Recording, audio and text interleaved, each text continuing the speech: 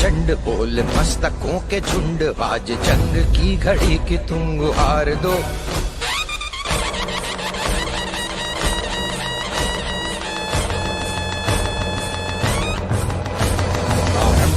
प्रचंड बोल मस्तकों के झुंड, आज जंग की घड़ी की तुम गुहार दो। आन बान शान या की जान का हो दान, आज एक धनुष के बाण पे उतार दो। आरंभ है प्रचंड बोल मस्तकों के झुंड, आज जंग की घड़ी की तुम गुहार दो। आन बान शान या की जान का हो दान, आज एक धनुष के बाण पे उतार दो। आरंभ है प्रचंड।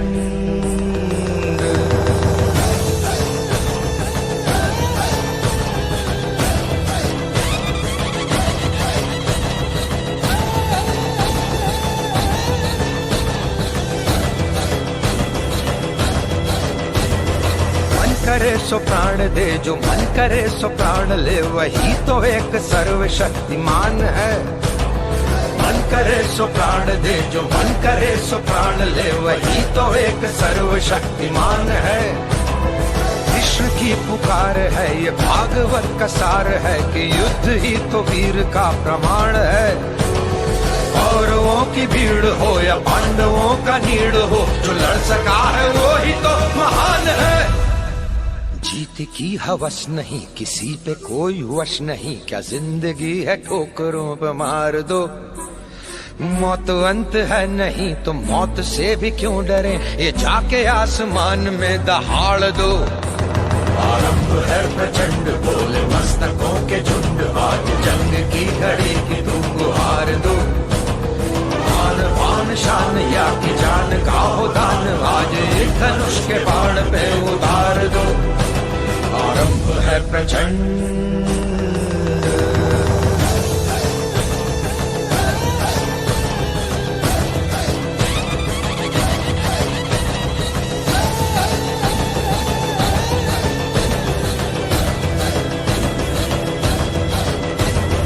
वो दया का भाव या कि शौर्य का चुनाव, या कि हार का वो भाव तुम ये सोच लो। वो दया का भाव या कि शौर्य का चुनाव, या कि हार का वो भाव तुम ये सोच लो।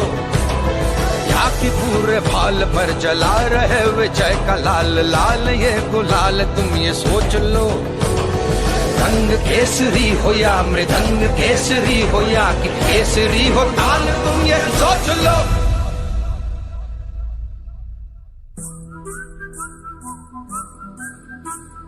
जिस कवि की कल्पना में जिंदगी हो प्रेम गीत, उस कवि को आज तुम नकार दो। भीगती मसों में आज फूलती रगों में आज, आग की लपट का तुम बघार दो। आरंभ है प्रचंड बोल मस्तकों के झुंड, आज जंग की घड़ी की तुम गुहार दो। आन बान शान या की जान का हो दान, आज एक धनुष के बाण पे उतार दो। आरंभ है प्रचंड, आरंभ है प्रचंड, आरंभ है प्रचंड।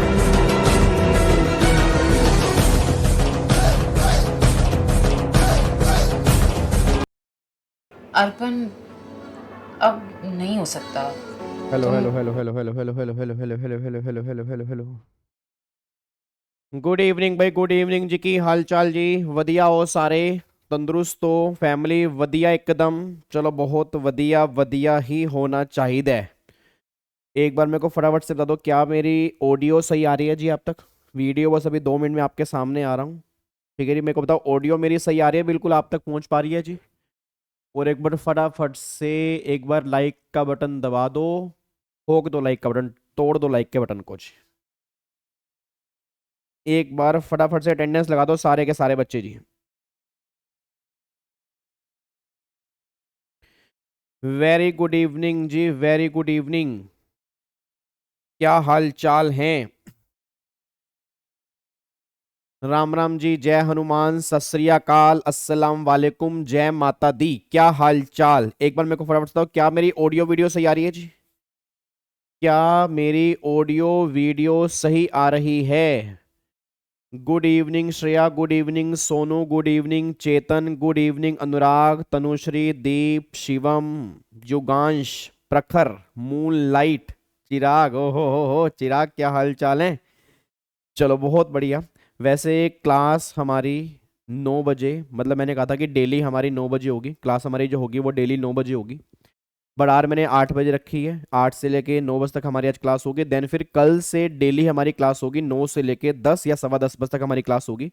और आज मैंने 5 मिनट जल्दी क्यों स्टार्ट कर दिया, क्योंकि कुछ बच्चों को डाउट्स थे कि सर ये बुलेट रिवीजन है, डिटेल रिवीजन है, या एग्जाम ओरिएंटेड बैच है। ठीक है, तो इसलिए मेरे को थोड़ा सा क्लैरिफिकेशन देनी थी, तो मैंने कहा 5 मिनट जल्दी चलता हूँ।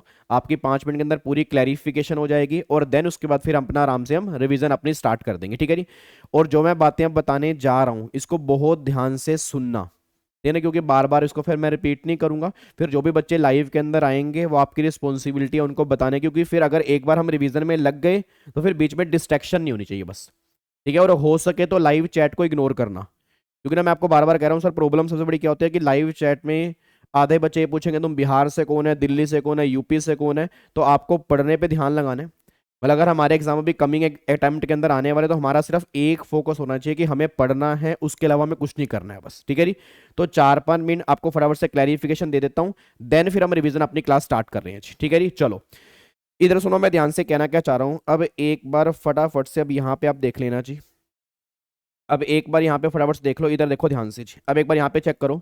अब जो आज से हम रिवीजन क्लास स्टार्ट करने जा रहे हैं exclusively for CA inter student जिनके भी एग्जाम मई 24 के अंदर हैं, तो सीए इंटर वाले बच्चों के लिए आज हम रिवीजन क्लास प्लान करने जा रहे हैं। बट हाँ, अगर कोई बच्चा सीएस का भी है या सीएमए का भी है वो इसको देख सकता है, क्योंकि सिलेबस दोनों में सेम है। ठीक है जी।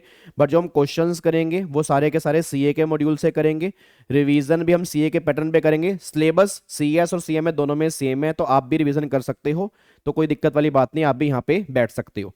उसके बाद अब मैं थोड़ा सा और बता दूं जी, अभी जो मेरा रेगुलर बैच, आई थिंक जितने भी बच्चे यहाँ पे बैठे होंगे काफ़ी सारे बच्चे सीए इंटर के रेगुलर बैच वाले बच्चे होंगे।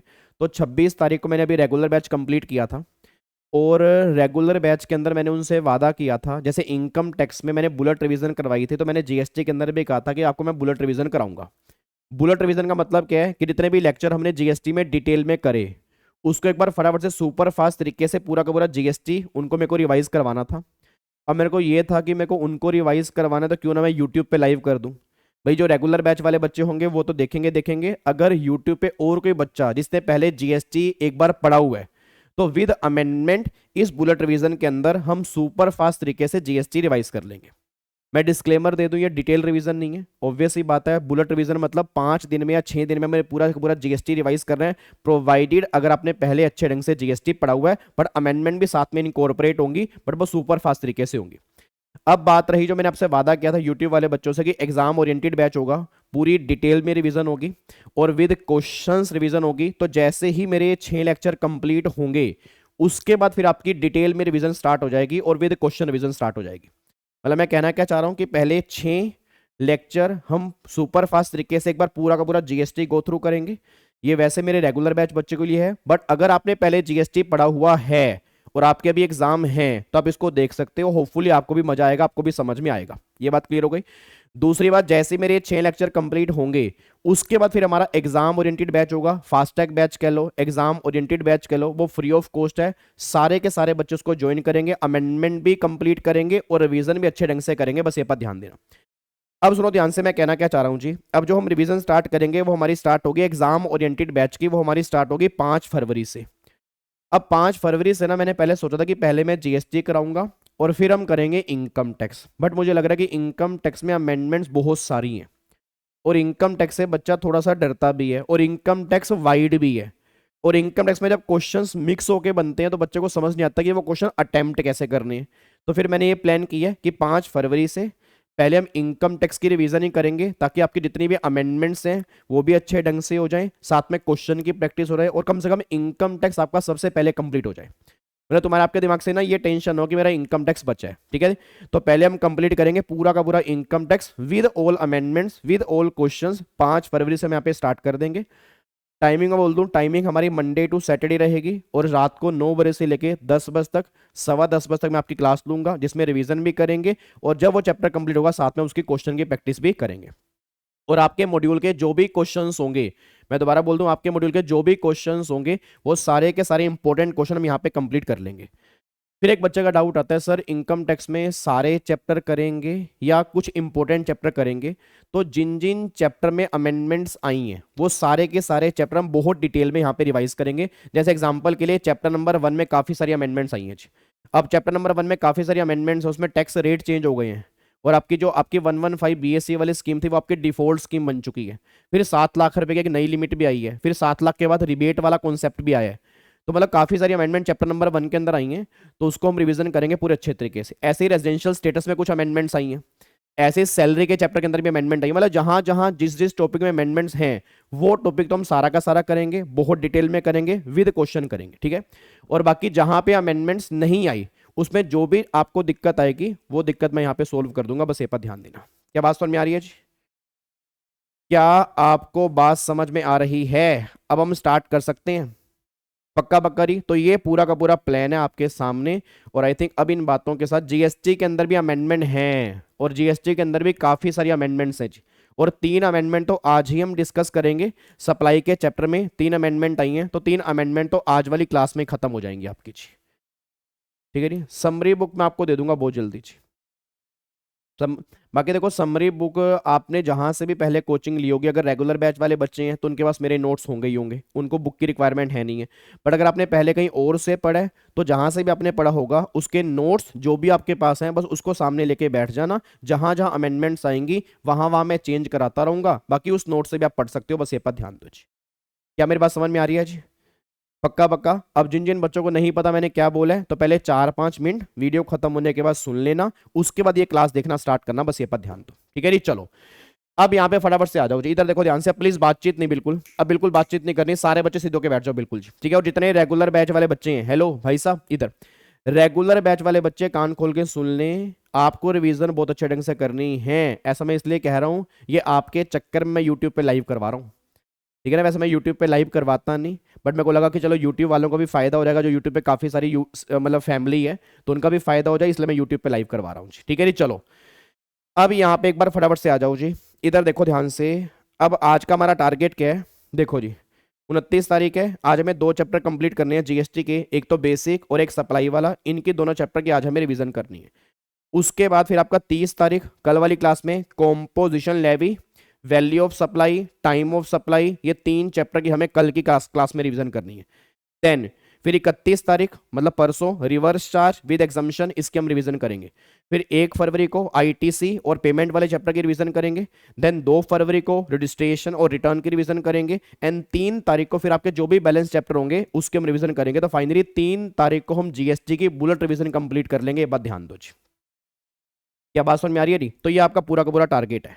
Done sir. What about those who did not revise GST? है तो जिसने जीएसटी पहले नहीं पढ़ा तो उनसे मैं माफ़ी मांग सकता हूँ, बट अगर वो डिटेल रिवीजन जब मेरी स्टार्ट होगी तब देखेंगे तो और बढ़िया समझ में आएगा। बट अगर आपको बैठ के लगता है कि आपको समझ में आ रहा है तो आप बैठ जाओ, कोई दिक्कत वाली बात नहीं है जी, ठीक है जी। चलो और ये फटाफट से यहाँ पे आ रहा हूँ, इधर देखो ध्यान से मैं कहना क्या चाह रहा हूँ। अब एक बार फटाफट से यहाँ पे आओ जी। अब आपका चैप्टर नंबर 1 हम स्टार्ट कर रहे हैं जी। ये रहा आपके सामने चैप्टर नंबर 1। रेगुलर बैच वाले बच्चे अपने नोट्स खोल लेंगे और बाकी जो बच्चे जहां से भी अपने क्लास ली होंगे उसके नोट्स आपने खोल लेंगे जी। अब यहाँ पे एक बार चेक करते हैं, चैप्टर नंबर 1 की बात करूंगा तो चैप्टर नंबर 1 हमारा बिल्कुल बेसिक चैप्टर है। अब इस चैप्टर में ना पहली बात कोई भी अमेंडमेंट नहीं आई, मतलब आपने पहले जो भी पढ़ा होगा सेम वही चैप्टर नंबर 1 एप्लीकेबल है। इसमें सिंगल अमेंडमेंट भी आपके एग्जाम के लिए एप्लीकेबल नहीं है। चैप्टर नंबर 2 जो आज हम रिवाइज करेंगे सप्लाई का, उसके अंदर अमेंडमेंट आई है, बस ये पर ध्यान दो। अब एक बार चेक करते हैं चैप्टर नंबर 1 के अंदर बेसिक बेसिक बातें हमने कौन सी कंप्लीट की थी।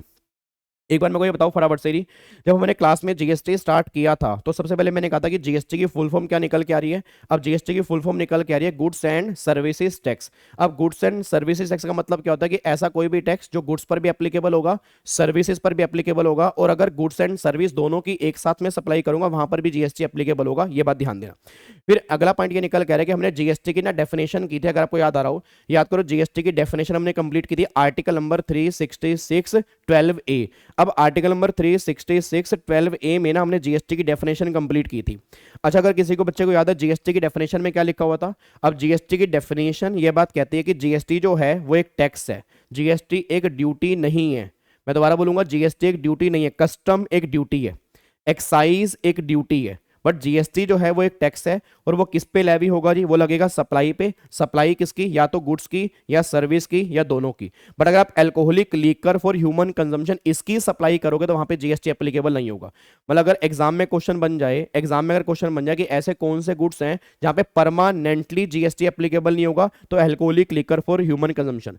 बात करूंगा पेट्रोल की, पेट्रोल पर भी जीएसटी नहीं है, बट बाद में जीएसटी एप्लीकेबल हो जाएगा जब जीएसटी काउंसिल रिकमेंड करेगी तो पेट्रोल पे जीएसटी लग जाएगा। बट लीकर पर जीएसटी अभी नहीं है और लीकर पर जीएसटी कभी भी नहीं है, बस ये पर ध्यान देना। क्या मेरी बात समझ में आ रही है? उसके बाद फिर अगला पॉइंट ये निकल कर है कि जीएसटी से रिलेटेड जो भी बातें हैं, ये आज हमारे इंडिया में जो भी लॉ बन रहे हैं वो सारे के सारे कैसे बन रहे हैं, एज पर कॉन्स्टिट्यूशन जो है हमारे इंडिया में लॉ बनते हैं। अब सारे बच्चे बोल दो इंडिया के संविधान को बनाने वाला कौन है? इंडिया के संविधान को बनाने वाला है doctor B R Ambedkar. Effective date क्या है? 26 जनवरी 1950। सबसे बड़ा संविधान हमारे इंडिया का है जिसमें टोटल मिला के 395 एक्चुअल में आर्टिकल है और 12 आपके शेड्यूल है। ठीक है जी। अब टोटल मिला के 12 शेड्यूल जो यहाँ पे, सॉरी एक आपका शेड्यूल है। अब इसमें से टोटल मिला के 12 आर्टिकल मैंने कहा था कि हमारे सिलेबस में कवर है और एक शेड्यूल जो है वो हमारे सिलेबस में कवर है, बस ये पर ध्यान दो। अब क्वेश्चन का निकल कह रहे कि कौन कौन से आर्टिकल हमें यहाँ पे डिस्कस करने हैं, तो ये सारे के सारे आर्टिकल याद करो हमने चैप्टर नंबर 1 में डिस्कस किए थे जो सारे के सारे जीएसटी से रिलेटेड थे।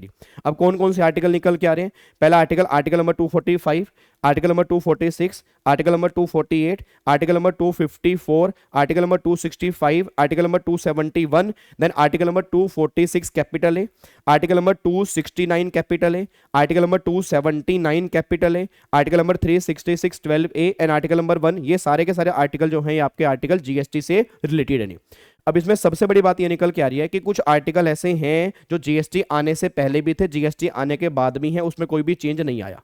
बट कुछ आर्टिकल ऐसे हैं जो जीएसटी की वजह से नए इंसर्ट हुए हैं, मतलब पहले वो नहीं थे। अच्छा एक बात मेरे को सोच के बताना, जितने बच्चे सामने बैठे हैं याद करो मैंने तुम्हें क्लास में कहा था कि जीएसटी जो है हमारा इंडिया में कब आया था? जीएसटी इंडिया के अंदर आया 1 जुलाई 2017 को हमारे इंडिया में जीएसटी आया था। और मुझे नहीं पता कितने बच्चों को याद है कितने बच्चों को याद नहीं है। तो मैंने क्लास में भी आपको कहा था कि जब जीएसटी लेकर आए थे ना तो हमें संविधान अमेंड करना पड़ा था, और संविधान अमेंड करने के लिए हमें संविधान अमेंडमेंट बिल लेके आना था। तो वो बिल नंबर क्या था? याद करो, constitution amendment bill. Constitution amendment bill number 122 था, और जब वो एक्ट में कन्वर्ट हुआ तो वो क्या बन गया? कॉन्स्टिट्यूशन अमेंडमेंट एक्ट 101 बन गया। और जब एक कॉन्स्टिट्यूशन अमेंडमेंट एक्ट आया तो उस कॉन्स्टिट्यूशन अमेंडमेंट एक्ट में कई सारे नए आर्टिकल इंसर्ट किए गए थे जीएसटी की वजह से। वो कौन कौन से आर्टिकल थे? आर्टिकल नंबर 246 कैपिटल ए, जहां से हमारा जीएसटी बना था। आर्टिकल नंबर 269 कैपिटल ए, जो हमारा आईजीएसटी है उसकी अपॉर्शनमेंट कैसे होगी। आर्टिकल नंबर 279 कैपिटल ए, जो भी आपकी जीएसटी काउंसिल है वो जीएसटी काउंसिल किस तरह से काम करती है, वो सारी की सारी बातें यहाँ हैं।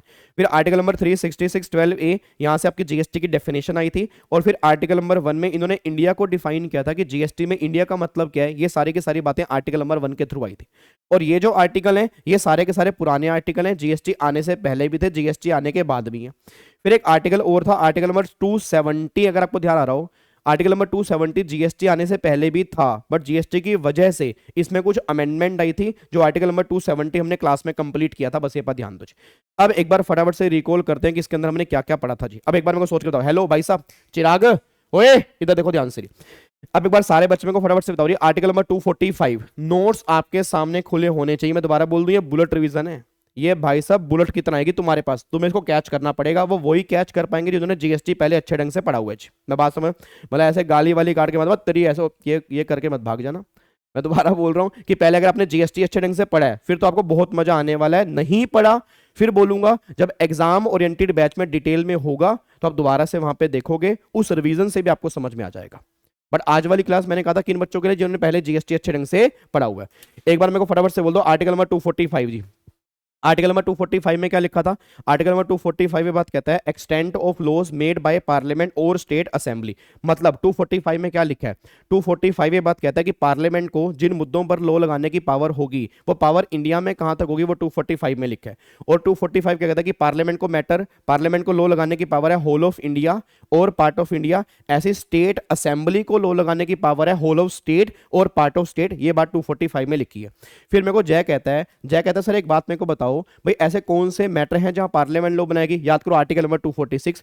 246 में क्या होता है, 246 ये बात कहता है कि इंडिया के संविधान में एक 7 शेड्यूल है। 7 शेड्यूल में 3 लिस्ट है, list number 1, list number 2, list number 3। List number 1 का नाम क्या है, यूनियन लिस्ट। लिस्ट नंबर 2 का नाम क्या है, स्टेट लिस्ट। लिस्ट नंबर 3 का नाम क्या है, कॉन्करेंट लिस्ट। लिस्ट नंबर 1 के मैटर पे लॉ बनाने वाली कौन है, पार्लियामेंट। लिस्ट नंबर 2 के मैटर पे लॉ बनाने वाली कौन है, स्टेट असेंबली। लिस्ट नंबर 3 के मैटर पे लॉ बनाने वाली कौन है, पार्लियामेंट एंड स्टेट असेंबली। और जहां पे दोनों में कंफ्लिक्ट होगा तो पार्लियामेंट विल प्रीवेल। ये बात आर्टिकल नंबर 254 में लिखी थी। अब एक बात मेरे को सारे बच्चे सोच के बताओ, अब लिस्ट नंबर 1 में पार्लियामेंट बैठी है, क्या मैं कह सकता हूं सेंट्रल गवर्नमेंट कभी लॉ बनाती है, आंसर इज नो। तो पहले बात ये बात कान खोल के सुन लो, या तो लॉ बनाने वाली पार्लियामेंट है या लॉ बनाने वाली स्टेट असेंबली है। सेंट्रल गवर्नमेंट और स्टेट गवर्नमेंट कभी भी लॉ नहीं बनाती, वो लॉ को एग्जीक्यूट करती है, बस ये बात ध्यान दो। तो सिंपल सी बात ये निकल के आ रही है, लॉ बनाने वाली या तो पार्लियामेंट होती है या वो स्टेट असेंबली होती है। सेंट्रल गवर्नमेंट और स्टेट गवर्नमेंट लॉ को एग्जीक्यूट करने वाली होती है, वो लॉ को बनाने वाली नहीं होती, बस ये बात ध्यान दो। अगला पॉइंट फिर ये निकल के आ रहा है कि अगर कोई मैटर लिस्ट 1 में कवर नहीं है, लिस्ट 2 में कवर नहीं है, लिस्ट 3 में कवर नहीं है, उस पर लॉ बनाने वाली कौन होगी, पार्लियामेंट। पार्लियामेंट आर्टिकल नंबर 248 वो ये बात कहता है कि एंट्री नंबर लिस्ट नंबर 1 में एंट्री नंबर एक 97 है, जो रेजिडुअरी एंट्री है। जितने भी आपके बचे कुछ लॉ होंगे वो बनाने वाली पार्लियामेंट होगी। लिस्ट नंबर 1 से एंट्री नंबर 97 से वो लॉ बनेगा, बस ये पर ध्यान दो। अब एक बात मेरे को सोच के बताओ, जितना बच्चे मेरे सामने बैठे हैं, हेलो भाई साहब एक बात मेरे को बताना, याद आपको मैंने कहा था लिस्ट नंबर 1 में एक एंट्री नंबर 82 है। एंट्री नंबर 82 हमारी किसकी होती है, taxes on income other than agriculture income. Entry number 83 में वैसे नॉर्मली क्या होती है, कस्टम। 84 में क्या आता है, एक्साइज आता है। और फिर लिस्ट नंबर 2 की एंट्री 46 में क्या आता है, taxes on agriculture income. But मेरा पूरी क्लास से क्वेश्चन है, जीएसटी कहां पे आता है। हेलो भाई साहब, रोशनी, अमित, पूजा, हंसिका, सारे बच्चे मेरे को फटाफट से बताओ जीएसटी कहां पे आता है। क्या जीएसटी लिस्ट 1 में है, नहीं है। क्या जीएसटी लिस्ट 2 में है, नहीं है। क्या जीएसटी लिस्ट 3 में है, आंसर इज नो। जीएसटी इनमें से किसी भी लिस्ट में कवर नहीं है, किसी भी एंट्री में कवर नहीं है। जीएसटी की कहानी जो है वो लिखी गई है आर्टिकल नंबर 246 कैपिटल ए। तो पहली बार जीएसटी इन तीनों लिस्ट में कहीं पर भी कवर नहीं होता, बस ये पर ध्यान दो। तो अगर एग्जाम में कहीं पर भी आप जीएसटी के बारे में लिखोगे तो गलती से भी ये मत लिख देना कि जीएसटी किसी भी लिस्ट में कवर है। तो जीएसटी किसी भी लिस्ट में कवर नहीं है, ना वो लिस्ट 1 में है, ना वो लिस्ट 2 में है, ना वो लिस्ट 3 में है। जीएसटी कवर कहां पर है, जीएसटी कवर है आर्टिकल नंबर 246 कैपिटल ए, वहां से जीएसटी की कहानी लिखी गई है, बस ये पर ध्यान दो। क्या मेरी बात समझ में आ रही है। उसके बाद फिर अगला आर्टिकल 244, मैंने बोला कि अगर कन्फ्लिक्ट होगा तो प्रीवेल कौन करेगी, पार्लियामेंट। ये बात भी हमारी क्लियर है। देन फिर एक आर्टिकल नंबर 265 आता है जी। अब आर्टिकल नंबर 265 किसका है, अगर किसी को याद आ रहा हो फटाफट से लिख दे। आर्टिकल नंबर 265 में क्या था, 265 ये बात बोलता है, no tax shall be levied और collected without authority of law. मैं दोबारा बोलूंगा, 265 में लिखा है no tax shall be levied और collected without authority of law, मतलब बिना एक्ट के ना तो कोई टैक्स लगेगा और ना ही वो कलेक्ट होगा। ये सारी की सारी बातें 265 में निकल के आती हैं। अब सारे बच्चे को फटाफट से बोल दो, आज अगर मैं बात करूंगा इनकम टैक्स की, तो इनकम टैक्स अगर हम पे कर रहे हैं, क्यों पे कर रहे हैं, क्योंकि इनकम टैक्स एक्ट बना हुआ है। आज हम कस्टम ड्यूटी पे करते हैं, क्यों पे करते हैं, क्योंकि कस्टम एक्ट बना हुआ है। आज हम जीएसटी पे करते हैं, जीएसटी क्यों पे करते हैं, क्योंकि जीएसटी के एक्ट बने हैं। अब मुझे नहीं पता सामने कितने बच्चे इंटेलिजेंट बैठे हैं, बट अगर सिंगल बच्चा भी क्लास में इंटेलिजेंट बैठा होगा, मेरे को फटाफट से बोल दो इनकम टैक्स के लिए कितने एक्ट बने हुए हैं, एक। कौन सा, इनकम टैक्स एक्ट 1961। उसके बाद जीएसटी के लिए कितने एक्ट बने हैं, जीएसटी के लिए टोटल मिला के 35 एक्ट हमारे पास हुए हैं। कौन कौन से, एक तो हमारा सीजीएसटी है, एक हमारा आईजीएसटी है, 31 हमारे एसजीएसटी हैं, और फिर एक हमारा यूटीजीएसटी है, और एक हमारा कौन सा है, जीएसटी कॉम्पनसेशन एक्ट हमारा है। तो टोटल मिला के 35 एक्ट हमारे पास हुए हैं, तब जाके इंडिया में जीएसटी आया, बस ये पर ध्यान दो। और ऐसे एक जो कस्टम है, कस्टम में टोटल मिला के 2 एक्ट हैं, एक तो कस्टम एक्ट 1962 और एक कस्टम टैरिफ एक्ट 1975। ये 2 एक्ट जो है वो कस्टम में निकल के आते हैं, बस ये पर ध्यान देना। That is article number 265। फिर अगला पॉइंट ये निकल के आ रहा है आर्टिकल नंबर 271 जी। अब अगर बात करूंगा आर्टिकल नंबर 271, तो आर्टिकल नंबर 271 में क्या लिखा है कि पार्लियामेंट को पूरी पावर होती है कि वो किसी भी टाइम किसी भी टैक्स को सेस या सरचार्ज से इंक्रीज कर सकती है। आप मेरे को बताओगे इनकम टैक्स में क्या हमने कोई सेस किया है, जल्दी बोलो, क्या इनकम टैक्स में हमने कोई सेस किया है। हेलो, क्या इनकम टैक्स में हमने कोई सेस किया है, कौन सा किया है, हेल्थ एंड एजुकेशन सेस। क्या जीएसटी में हमने कोई सेस किया है, यस किया है, कौन सा किया है, जीएसटी कॉम्पनसेशन सेस। तो ये सेस को लगाने की पावर किसके पास है, पार्लियामेंट के पास। ये बात कहां से बनी है, 271 से बनी है। तो 271 ये बात कहता है कि पार्लियामेंट को पूरी पावर है कि वो किसी भी टाइम किसी भी टैक्स को इंक्रीज कर सकती है सेस से या सरचार्ज से। ये बातें 271 में निकल के आती हैं। एग्री करते हो मेरी बात से? चलो जी, अब ये सारे के सारे पुराने आर्टिकल हैं जो एग्जाम में नॉर्मली मुझे नहीं लगता एग्जाम के अंदर बनेंगे, बट अब जो एग्जाम में क्वेश्चन बनने की मुझे पूरी पूरी उम्मीद है इस बार के एग्जाम में, that is article number 246 capital ए, या तो यहां से बन सकता है या आर्टिकल नंबर 279 कैपिटल ए। ये दोनों आर्टिकल मोस्ट इंपॉर्टेंट है, बस ये पर ध्यान दो जी। अब एक बार सारे बच्चों को फटाफट से बोल देनी। अब अगर मैं आर्टिकल नंबर 246 कैपिटल ए की बात करूंगा तो आर्टिकल नंबर 246 कैपिटल ए में क्या लिखा था? Special provision with respect to GST. मतलब कहना क्या चाह रहा हूं, आज अगर इंडिया में हमारा जीएसटी बना है तो जीएसटी किसी भी लिस्ट में कवर नहीं होता, वो कहां पे कवर है? आर्टिकल नंबर 246 कैपिटल ए से हमारी जीएसटी की कहानी लिखी गई है। जितने बच्चे मेरे रेगुलर बैच वाले सामने बैठे हैं, क्या मेरे को बताओगे आर्टिकल नंबर 246 कैपिटल ए में कितने क्लोज थे? हेलो भाई साहब, आर्टिकल नंबर 246 कैपिटल ए में कितने क्लोज निकल के आते हैं? 2 क्लोज निकल के आते हैं, तो क्लोज नंबर 1 और एक क्लोज नंबर 2। क्लोज नंबर 1 में क्या लिखा था? इंट्रा स्टेट सप्लाई, और क्लोज नंबर 2 में क्या था? Inter state supply. अब सोच के बोलो, इंट्रा स्टेट सप्लाई जो है उस पर जीएसटी बनाने वाले कौन है? पार्लियामेंट एंड स्टेट असेंबली, दोनों ने मिलकर जीएसटी का लॉ बनाया इंट्रा स्टेट सप्लाई पर। पर इंटर स्टेट सप्लाई पर लॉ बनाने वाली कौन है? ओनली पार्लियामेंट है। तो अगर बाई चांस एग्जाम में कहीं भी क्वेश्चन बन जाए तो ये गलती मत करके आना कि जीएसटी बनाने वाली सिर्फ पार्लियामेंट है, नहीं। सिर्फ स्टेट असेंबली है, नहीं। अगर वो सप्लाई इंट्रा स्टेट सप्लाई है तो पार्लियामेंट एंड स्टेट असेंबली दोनों ने मिलकर जीएसटी का लॉ बनाया। अगर वो सप्लाई इंटर स्टेट सप्लाई है तो बनाने वाली ओनली पार्लियामेंट होगी, उस केस में स्टेट असेंबली ने जीएसटी का लॉ नहीं बनाया, बस ये पर ध्यान दो। बट एक पॉइंट और मैंने यहां पे कहा था, आर्टिकल नंबर 246 कैपिटल ये भी कहता है कि जो आपके 5 पेट्रोलियम प्रोडक्ट है, हाँ जी भाई साहब इधर, जो आपके 5 पेट्रोलियम प्रोडक्ट हैं उस पे जीएसटी अभी एप्लीकेबल नहीं होगा। जिस दिन जीएसटी काउंसिल रिकमेंड करेगी उस दिन से उस पे जीएसटी एप्लीकेबल हो जाएगा। एक बार अब सारे बच्चे उनके नाम लिख दो, कौन कौन से हैं जी? 5 पेट्रोलियम प्रोडक्ट कौन कौन से निकल के आते हैं? एक तो आपका एविएशन टर्बाइन फ्यूल हो गया, फिर आपका पेट्रोलियम क्रूड हो गया, फिर आपका हाई स्पीड डीजल हो गया, फिर आपका नेचुरल गैस हो गया, और फिर क्या होगा आपका?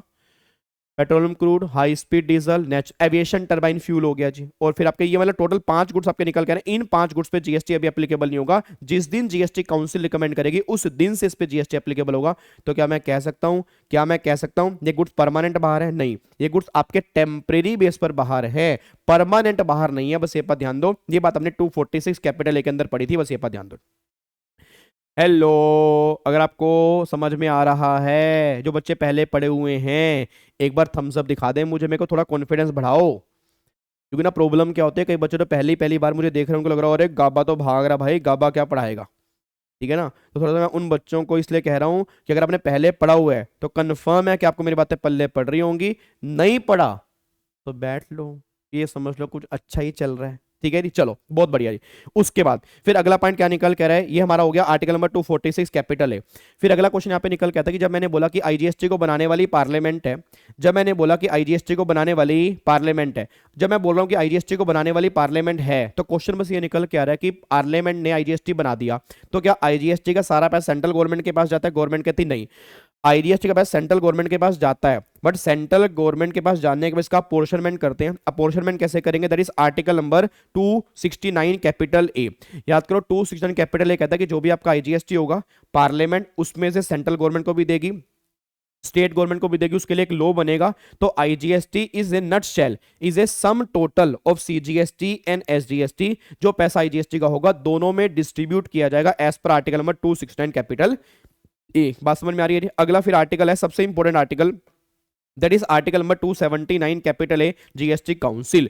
एक बात मेरे को बताओ यार, अब अगर बात करता हूं मैं जीएसटी काउंसिल, ये जीएसटी काउंसिल है कौन? क्या जीएसटी काउंसिल कोई एरी गैरी बॉडी है क्या? Answer is no. नहीं, क्या जीएसटी काउंसिल कोई एरी गैरी बॉडी है क्या? Answer is no. GST council is a constitutional body. GST council कोई छोटी मोटी बॉडी नहीं है, ये इंडिया के संविधान के अकॉर्डिंग बनी है। आर्टिकल नंबर 279 कैपिटल है।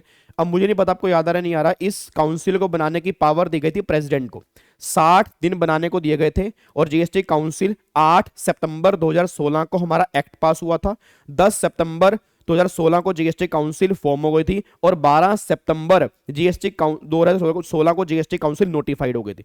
अब सारे बच्चे बोलते हैं जीएसटी काउंसिल में टोटल मिला के मेंबर कितने निकल के आ रहे हैं? टोटल मिला के 33 मेंबर आपके निकल के आ रहे हैं। अब 33 मेंबर हमारे जीएसटी काउंसिल के अंदर हैं, उसमें एक तो आपका चेयरमैन है। सारे बच्चे बोलते हैं एक तो कौन है? एक तो आपका चेयरमैन है। फिर क्या होगा? फिर आपका एक चेयरमैन के बाद एक ऑफिसर और होगा जो सेंट्रल गवर्नमेंट का होगा, जो मैंने आपको नाम क्लास के अंदर बताया था, श्री पंकज चौधरी। याद है? श्री पंकज चौधरी जो हमारे जितनी भी स्टेट हैं उनके मिनिस्टर मतलब जो रिवेन्यू मिनिस्टर हैं वो हमारे श्री पंकज चौधरी जी हैं, वो सेंट्रल गवर्नमेंट के हैं, वो भी इसके मेंबर हैं। तो सेंट्रल गवर्नमेंट के दो मेंबर हो गए, एक तो कौन हो गए फाइनेंस मिनिस्टर, दूसरा कौन हो गया पंकज चौधरी, टोटल मिला के दो मेंबर हमारे हो गए सेंट्रल गवर्नमेंट के। फिर 31 मेंबर जो होंगे वो स्टेट गवर्नमेंट के होंगे, और जो स्टेट गवर्नमेंट के मेंबर 31 मेंबर होंगे उसमें से एक मेंबर क्या बन जाएगा, वाइस चेयरमैन बन जाएगा। तो टोटल मिला के 33 मेंबर निकल के आते हैं, बस ये बात ध्यान दो। अब 33 मेंबर जो हमारे निकल के आ रहे हैं, इसमें मैं कोरम कितना चाहिए जी, 33 मेंबर में कोरम कितना चाहिए, कोरम कितना चाहिए फटाफट से बोलते रहो, 50%। अब कोरम हमें चाहिए 50%। अगर 50% मेंबर आए होंगे तभी मीटिंग काम करेंगे, तो मीटिंग काम नहीं करेगी। अच्छा एक बात मेरे को और बोल दो, अब अगर कोरम 50% चाहिए तो वोटिंग क्या चाहिए, अगर मान लो मुझे कुछ में मीटिंग में अप्रूव करना है।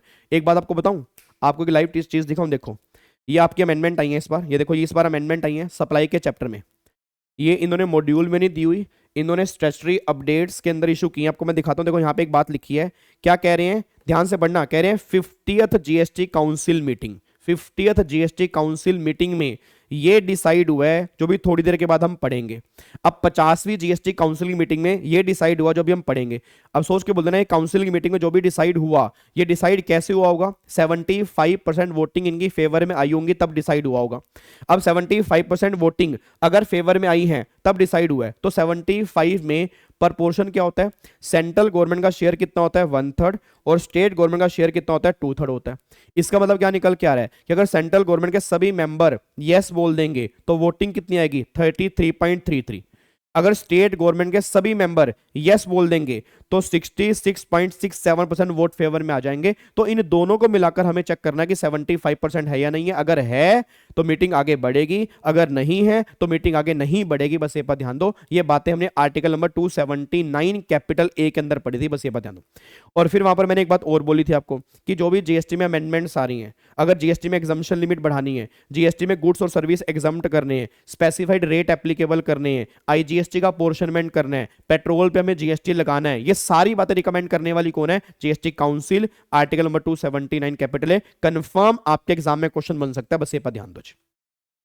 क्या बात समझ में आ रही है री? पक्का पक्का, इसमें कोई दिक्कत तो नहीं है। तो ये बातें हमने कंप्लीट की थी आर्टिकल नंबर 279 कैपिटल ए के अंदर। फिर अगला जीएसटी की डेफिनेशन 36612 है, ये तो हम क्लास के स्टार्टिंग में ही कर चुके हैं। फिर एक आ रहा है आर्टिकल नंबर 1 जीएसटी में इंडिया की डेफिनेशन क्या है। अब सारे बच्चे मुझे फटाफट से बोल दें कि जीएसटी में इंडिया की डेफिनेशन क्या है। अगर मैं इंडिया की डेफिनेशन की बात करता हूं, याद करो जीएसटी में इंडिया की डेफिनेशन क्या होती है, आपका ये बेस लाइन है, फिर यहां पर मैंने कहा था ये आपका पानी है। अब सारे बच्चे बोल दो ये बेस लाइन है, ये आपका पानी है। अब एक बेस लाइन, ये तो हमारी इंडिया है ही है, बेस लाइन जो है ये हमारी इंडिया है। अब जीएसटी में टोटल मिला के वैसे हमारी 28 स्टेट हैं और 8 हमारी यूटी हैं, बट जीएसटी में क्या होगा, इन 8 यूटी में से 3 यूटी को हम क्या मान लेते हैं, स्टेट मान लेते हैं। तो टोटल स्टेट कितनी बन गई, 31 स्टेट बन गई। यूटी कितनी रह गई, 5 यूटी रह गई। तो इस 31 स्टेट में सप्लाई करोगे तो सीजीएसटी प्लस में एसजीएसटी, इन 5 यूटी में सप्लाई करोगे तो सीजीएसटी प्लस में यूटीजीएसटी। ये बातें हो गई इंडिया की। फिर मैंने कहा था यहां वाला पानी, ये वाला पानी भी इंडिया, कितना पानी बोलते रहो, कितना पानी इंडिया है, 12 नॉटिकल माइल्स, ये हमारा इंडिया है। फिर यहां से 200 नॉटिकल माइल्स, ये वाला भी इंडिया है। अच्छा 12 वाला इंडिया है फॉर ऑयल पर्पस, 200 वाला इंडिया है only for the oil purpose और नेचुरल गैस पर्पस।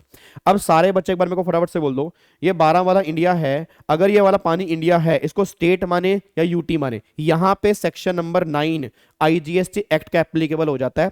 वो ये बात कहता है कि ये वाला पानी, प्लीज ये वाला पानी जिस भी स्टेट के पास आएगा या जिस भी यूटी के पास आएगा उसको वो स्टेट और वो यूटी मानकर जीएसटी एप्लीकेबल कर देना। मतलब अगर ये वाला पानी महाराष्ट्र के पास आ रहा है तो महाराष्ट्र मान लो, ये वाला पानी गुजरात के पास आ रहा है तो गुजरात मान लो। इसके बेस पे आपको चेक करना है कि ये वाला पानी किस स्टेट या किस यूटी के पास आ रहा है, उसके बेस पे वो जीएसटी एप्लीकेबल हो जाएगा। ये बातें मैंने सेक्शन नंबर 9 के अंदर डिस्कस की थी, अगर आपको याद आ रहा हो। अगला पॉइंट, फिर जो ये 200 नॉटिकल माइल वाला पानी है, तो गवर्नमेंट ने कहा था भाई साहब ना तो ये स्टेट है ना ही यूटी है, इस पूरे के पूरे पानी को हम क्या बोलेंगे, ओटी बोलेंगे, अदर टेरिटरी। फिर याद करो अदर टेरिटरी को हम किस में इंक्लूड करेंगे, यूटी में इंक्लूड करेंगे। तो ये 200 वाला पानी पूरा का पूरा की यूटी है, इसके बेस पे यूटी जीएसटी एप्लीकेबल होगा अगर आपने सप्लाई इसके बीच में की होगी। मतलब ये वाला पानी क्या मानेंगे, यूटी मानेंगे। और ये वाला पानी यूटी स्टेट किस पे डिपेंड करता है कि वो किस नियरेस्ट स्टेट के पास आ रहा है या किस नियरेस्ट यूटी के पास आ रहा है, उसको वो स्टेट और वो यूटी मान के हम जीएसटी एप्लीकेबल कर देंगे। ये सारी बातें हमने इंडिया के डेफिनेशन में कंप्लीट की थी, अगर आपको याद आ रहा हो। क्या आपको मेरी बात समझ में आ रही है? हेलो, क्या आपको मेरी बात समझ में आ रही है? पक्का पक्का, कोई दिक्कत वाली बात तो नहीं है। तो ये सारी की सारी बातें यहां पे निकल के आती हैं। अंजलि टेंशन मतलब मैं स्टाफ को बोल दूंगा, ठीक है जी, मैं स्टाफ को बोल दूंगा, आपको रिप्लाई जरूर मिल जाएगा, ठीक है। अब चलो वापिस आओ जी, यहां तक कंप्लीट है। तो अब जाके ये बातें हमारी यहां पे कंप्लीट हो गई, तो यहां तक हमारा डन हो गया। अब एक आर्टिकल हमारा इस चैप्टर के अंदर और बैलेंस बचा, आर्टिकल नंबर 270। अब सारे बच्चे बोल दो आर्टिकल नंबर 270, क्या आप मेरे को याद करवाओगे आर्टिकल नंबर 270 क्या है? कमॉन यार, come on come on come on come on come on, शाबाश शाबाश शाबाश। आर्टिकल नंबर 270 में क्या था? आर्टिकल नंबर 270 ये बात कहता है कि सर जो भी टैक्स आपके यूनियन लिस्ट में होंगे ना, जो टैक्स आपके यूनियन लिस्ट में होंगे उसका पैसा सेंट्रल गवर्नमेंट के पास जाएगा, बट वो सेंट्रल गवर्नमेंट का नहीं होगा, आगे वो स्टेट गवर्नमेंट को भी पैसा मिलेगा। ये बात आर्टिकल नंबर 270 में लिखी है। सबसे मेन बात क्या थी जो पेपर के अंदर बन सकती है? सबसे मेन बात ये निकल के आ रही है कि जनाब जो तुम्हारा सीजीएसटी का पैसा है ना वो सेंट्रल गवर्नमेंट को दोगे। हेलो, सीजीएसटी वाला सेंट्रल गवर्नमेंट को दोगे। हेलो, सीजीएसटी वाला सेंट्रल गवर्नमेंट को दोगे, बट क्या सीजीएसटी भी आगे स्टेट को डिस्ट्रीब्यूट किया जाएगा? यस, डिस्ट्रीब्यूट किया जाएगा, बस ये बात ध्यान देना। बट एसजीएसटी वाला पैसा स्टेट को जाएगा, बट वो स्टेट का ही होगा, सेंट्रल को डिस्ट्रीब्यूट नहीं होगा। तो मेन खास बात ये निकल कर है कि सीजीएसटी का रिवेन्यू सेंट्रल गवर्नमेंट के पास जाता है, बट वो आगे स्टेट को भी डिस्ट्रीब्यूट होता है। ये बात आर्टिकल 270 कहता है। फिर एक बात और बताओ, आईजीएसटी, जो आईजीएसटी का पैसा होता है उसमें सीजी का होता है, एसजी का होता है। तो आईजीएसटी में जो सीजी वाला हिस्सा होता है, क्या उस सीजी वाले हिस्से में से भी स्टेट गवर्नमेंट को आगे डिस्ट्रीब्यूट करते हैं? यस करते हैं। ये बात आर्टिकल नंबर 270 के अंदर अमेंडमेंट आई थी, जो मुझे पूरी उम्मीद है इस बार आपके एग्जाम के अंदर बन सकती है। तो बहुत ध्यान से बातें सोचना। अगर एग्जाम के अंदर क्वेश्चन बन रहा है सीजीएसटी डिस्ट्रीब्यूट करना है, बिल्कुल करना है। आईजी में जो सीजी वाला हिस्सा है क्या वो डिस्ट्रीब्यूट करना है? बिल्कुल डिस्ट्रीब्यूट करना है। ये बात आर्टिकल नंबर 270 के अंदर लिखी है। तो फाइनली अब जाके चैप्टर नंबर 1 जो कॉन्स्टिट्यूशनल प्रोविजन हमारे थे, अब जाके वो हो जाते हैं स्वाहा। इसमें कोई दिक्कत तो नहीं है? पक्का पक्का लोग कर सकता हूं नहीं? तो ये सारी की सारी बातें चैप्टर नंबर 1 के अंदर बेसिक बेसिक बातें आपकी यहां पे निकल के आती हैं। कुछ बेसिक बातें आपकी और भी बची हैं भी, ठीक है ना? कुछ बेसिक बातें आपकी और भी बची हैं जो टाइम टू टाइम हम कंप्लीट करते रहेंगे। जैसे कि आपको मैं याद कराऊं, कुछ बेसिक बातें हमने और भी कंप्लीट की थी कि जीएसटी सबसे पहले किस कंट्री के अंदर आया, कितने मॉडल हैं, कितने प्रिंसिपल हैं। फिर जीएसटी पोर्टल के बारे में हमने डिस्कस किया था।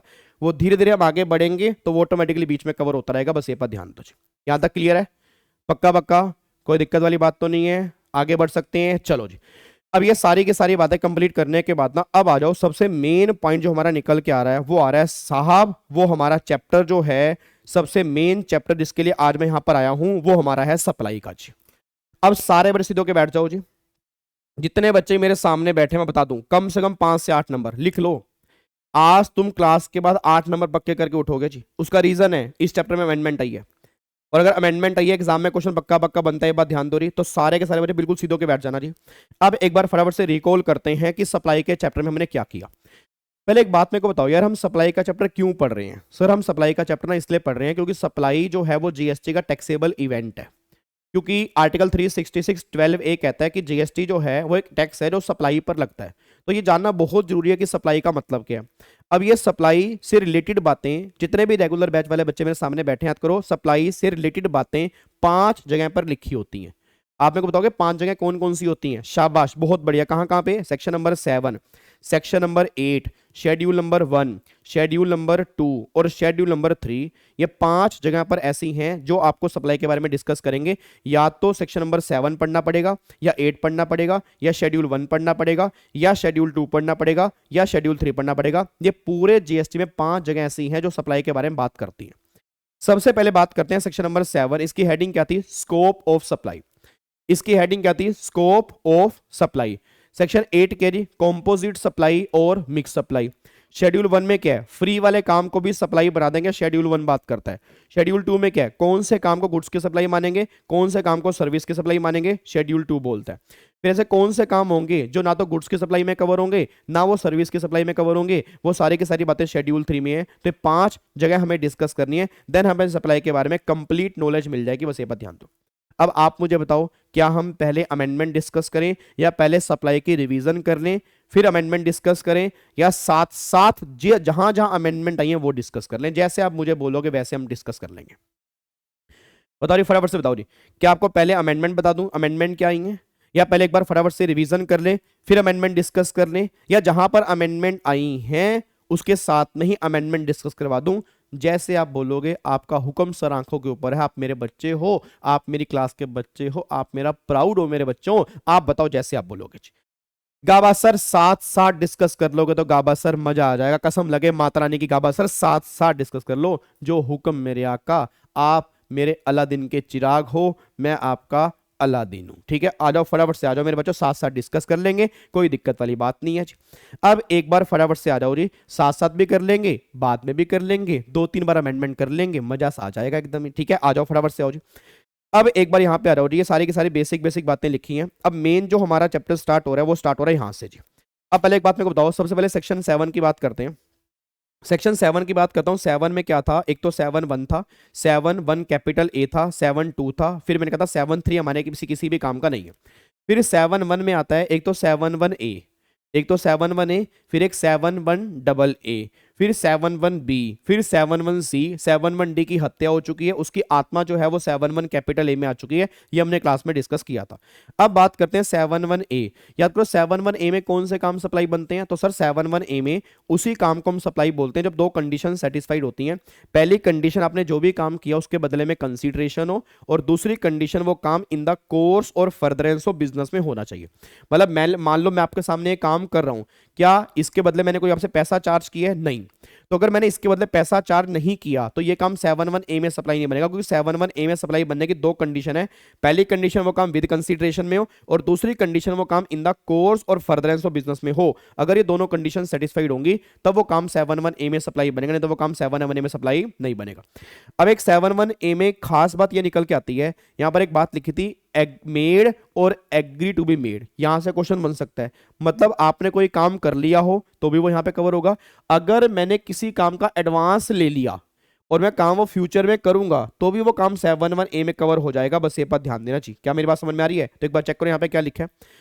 सप्लाई में क्या क्या आएगा, sale, transfer, disposal, barter, exchange, licence, lease और रेंटल। और ये आपकी एग्जॉस्टिव लिस्ट नहीं है, इंक्लूसिव लिस्ट है, क्योंकि सप्लाई इंक्लूड्स लिखा है। फॉर ए कंसीडरेशन ये होना चाहिए, इन द कोर्स और further of business. It means अगर ये दोनों कंडीशन सेटिस्फाइड होंगी तब वो काम 7-1 A में सप्लाई बनेगा, तो काम 7-1 A में सप्लाई नहीं बनेगा। अब एक बात मेरे को बताओ यार, वाह भाई वाह, साक्षी करी काम कौन से वाला? अरे काम ये नालायक, ये sale, exchange, transfer, disposal, barter, exchange, licence, lease, rental. मेरे बच्चे, आप कोई भी एक्टिविटी कर रहे हो उस एक्टिविटी को हम सप्लाई बना देंगे, बस ये दो कंडीशन सेटिस्फाइड होनी चाहिए, बस ये पर ध्यान दो। अब एक बात मेरे को सोच के बताओ यार, यहाँ पे एक वर्ड लिखा है कंसीडरेशन। सबसे मेन मुद्दा आ रहा है कंसीडरेशन क्या है। याद करो कंसीडरेशन डिफाइन क्या होता है सेक्शन नंबर 231 में। अब वो ये बात कहते हैं, consideration means something in return.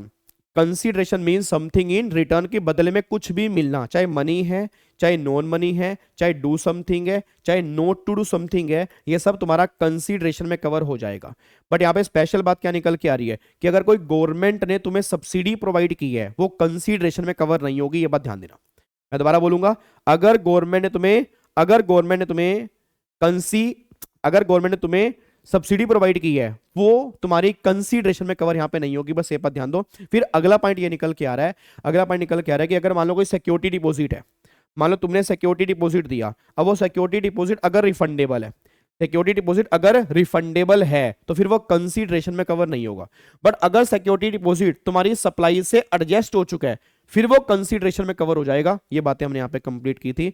एक बात आपको मैंने और भी बताई थी, कंसीडरेशन, हेलो भाई साहब, इधर इधर इधर इधर उधर कहां देख रहे हो, इधर बाबूजी इधर।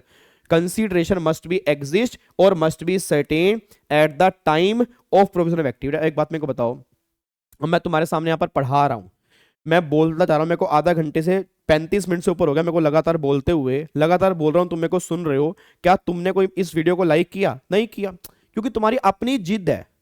तुम कह रहे हो ऐसे की तैसी, गाबा सर ऐसे 36 आए 36 चले गए, गाबा सर किस खेत की मूली है भाई, हमसे कोई लाइक नहीं करवा पाया। तो क्या जब मैं तुम्हें पढ़ा रहा हूं क्या मुझे पता है कि कौन से बच्चे लाइक करेंगे? नहीं मुझे पता। क्या पता कुछ बच्चों ने किया हो, कुछ बच्चों ने ना किया हो। अब अगर मान लो फॉर एग्जांपल 150 बच्चा लाइव बैठे, क्या 150 कमेंट आएंगे? नहीं आएंगे। तो सिंपल सी बात क्या निकल के आ रही है, मैं कहना क्या चाह रहा हूं कि जब मैं कोई काम कर रहा हूं, अगर मुझे पता ही नहीं है मुझे बदले में क्या मिलेगा, तो गवर्नमेंट ने कहा वो कंसीडरेशन में कवर नहीं होगा, उस काम पर सप्लाई नहीं मानेंगे और वहां पर जीएसटी की बातें भी नहीं होंगी। ये बात यहां पे लिखी है, बस ये पर ध्यान दो। अब सबसे मेन पॉइंट क्या निकल के आ रहा है, इन द कोर्स और फर्दरेंस ऑफ बिजनेस का मतलब क्या है। अब इन द कोर्स और फर्दरेंस ऑफ बिजनेस मींस क्या, एक बात मेरे को सोच के बताओ। सारे बच्चे बोल देना, इन द कोर्स और फर्दरेंस ऑफ बिजनेस मींस क्या? सारे बच्चे बोल देना, मैं एसी में डील करता हूं, अगर मैं एसी बेचूंगा क्या वो इन द कोर्स और फर्दरेंस ऑफ बिजनेस में कवर होगा नहीं होगा? यस नो में बताओ जी। सारे बच्चे मुझे फटाफट से बोल दो, हेलो भाई साहब, ओए इधर, अगर मैं एसी का डीलर हूं, मैं एसी बेच रहा हूं, क्या वो इन द कोर्स और फर्दरेंस ऑफ बिजनेस में कवर होगा नहीं होगा? यस या नो? बिल्कुल कवर होगा।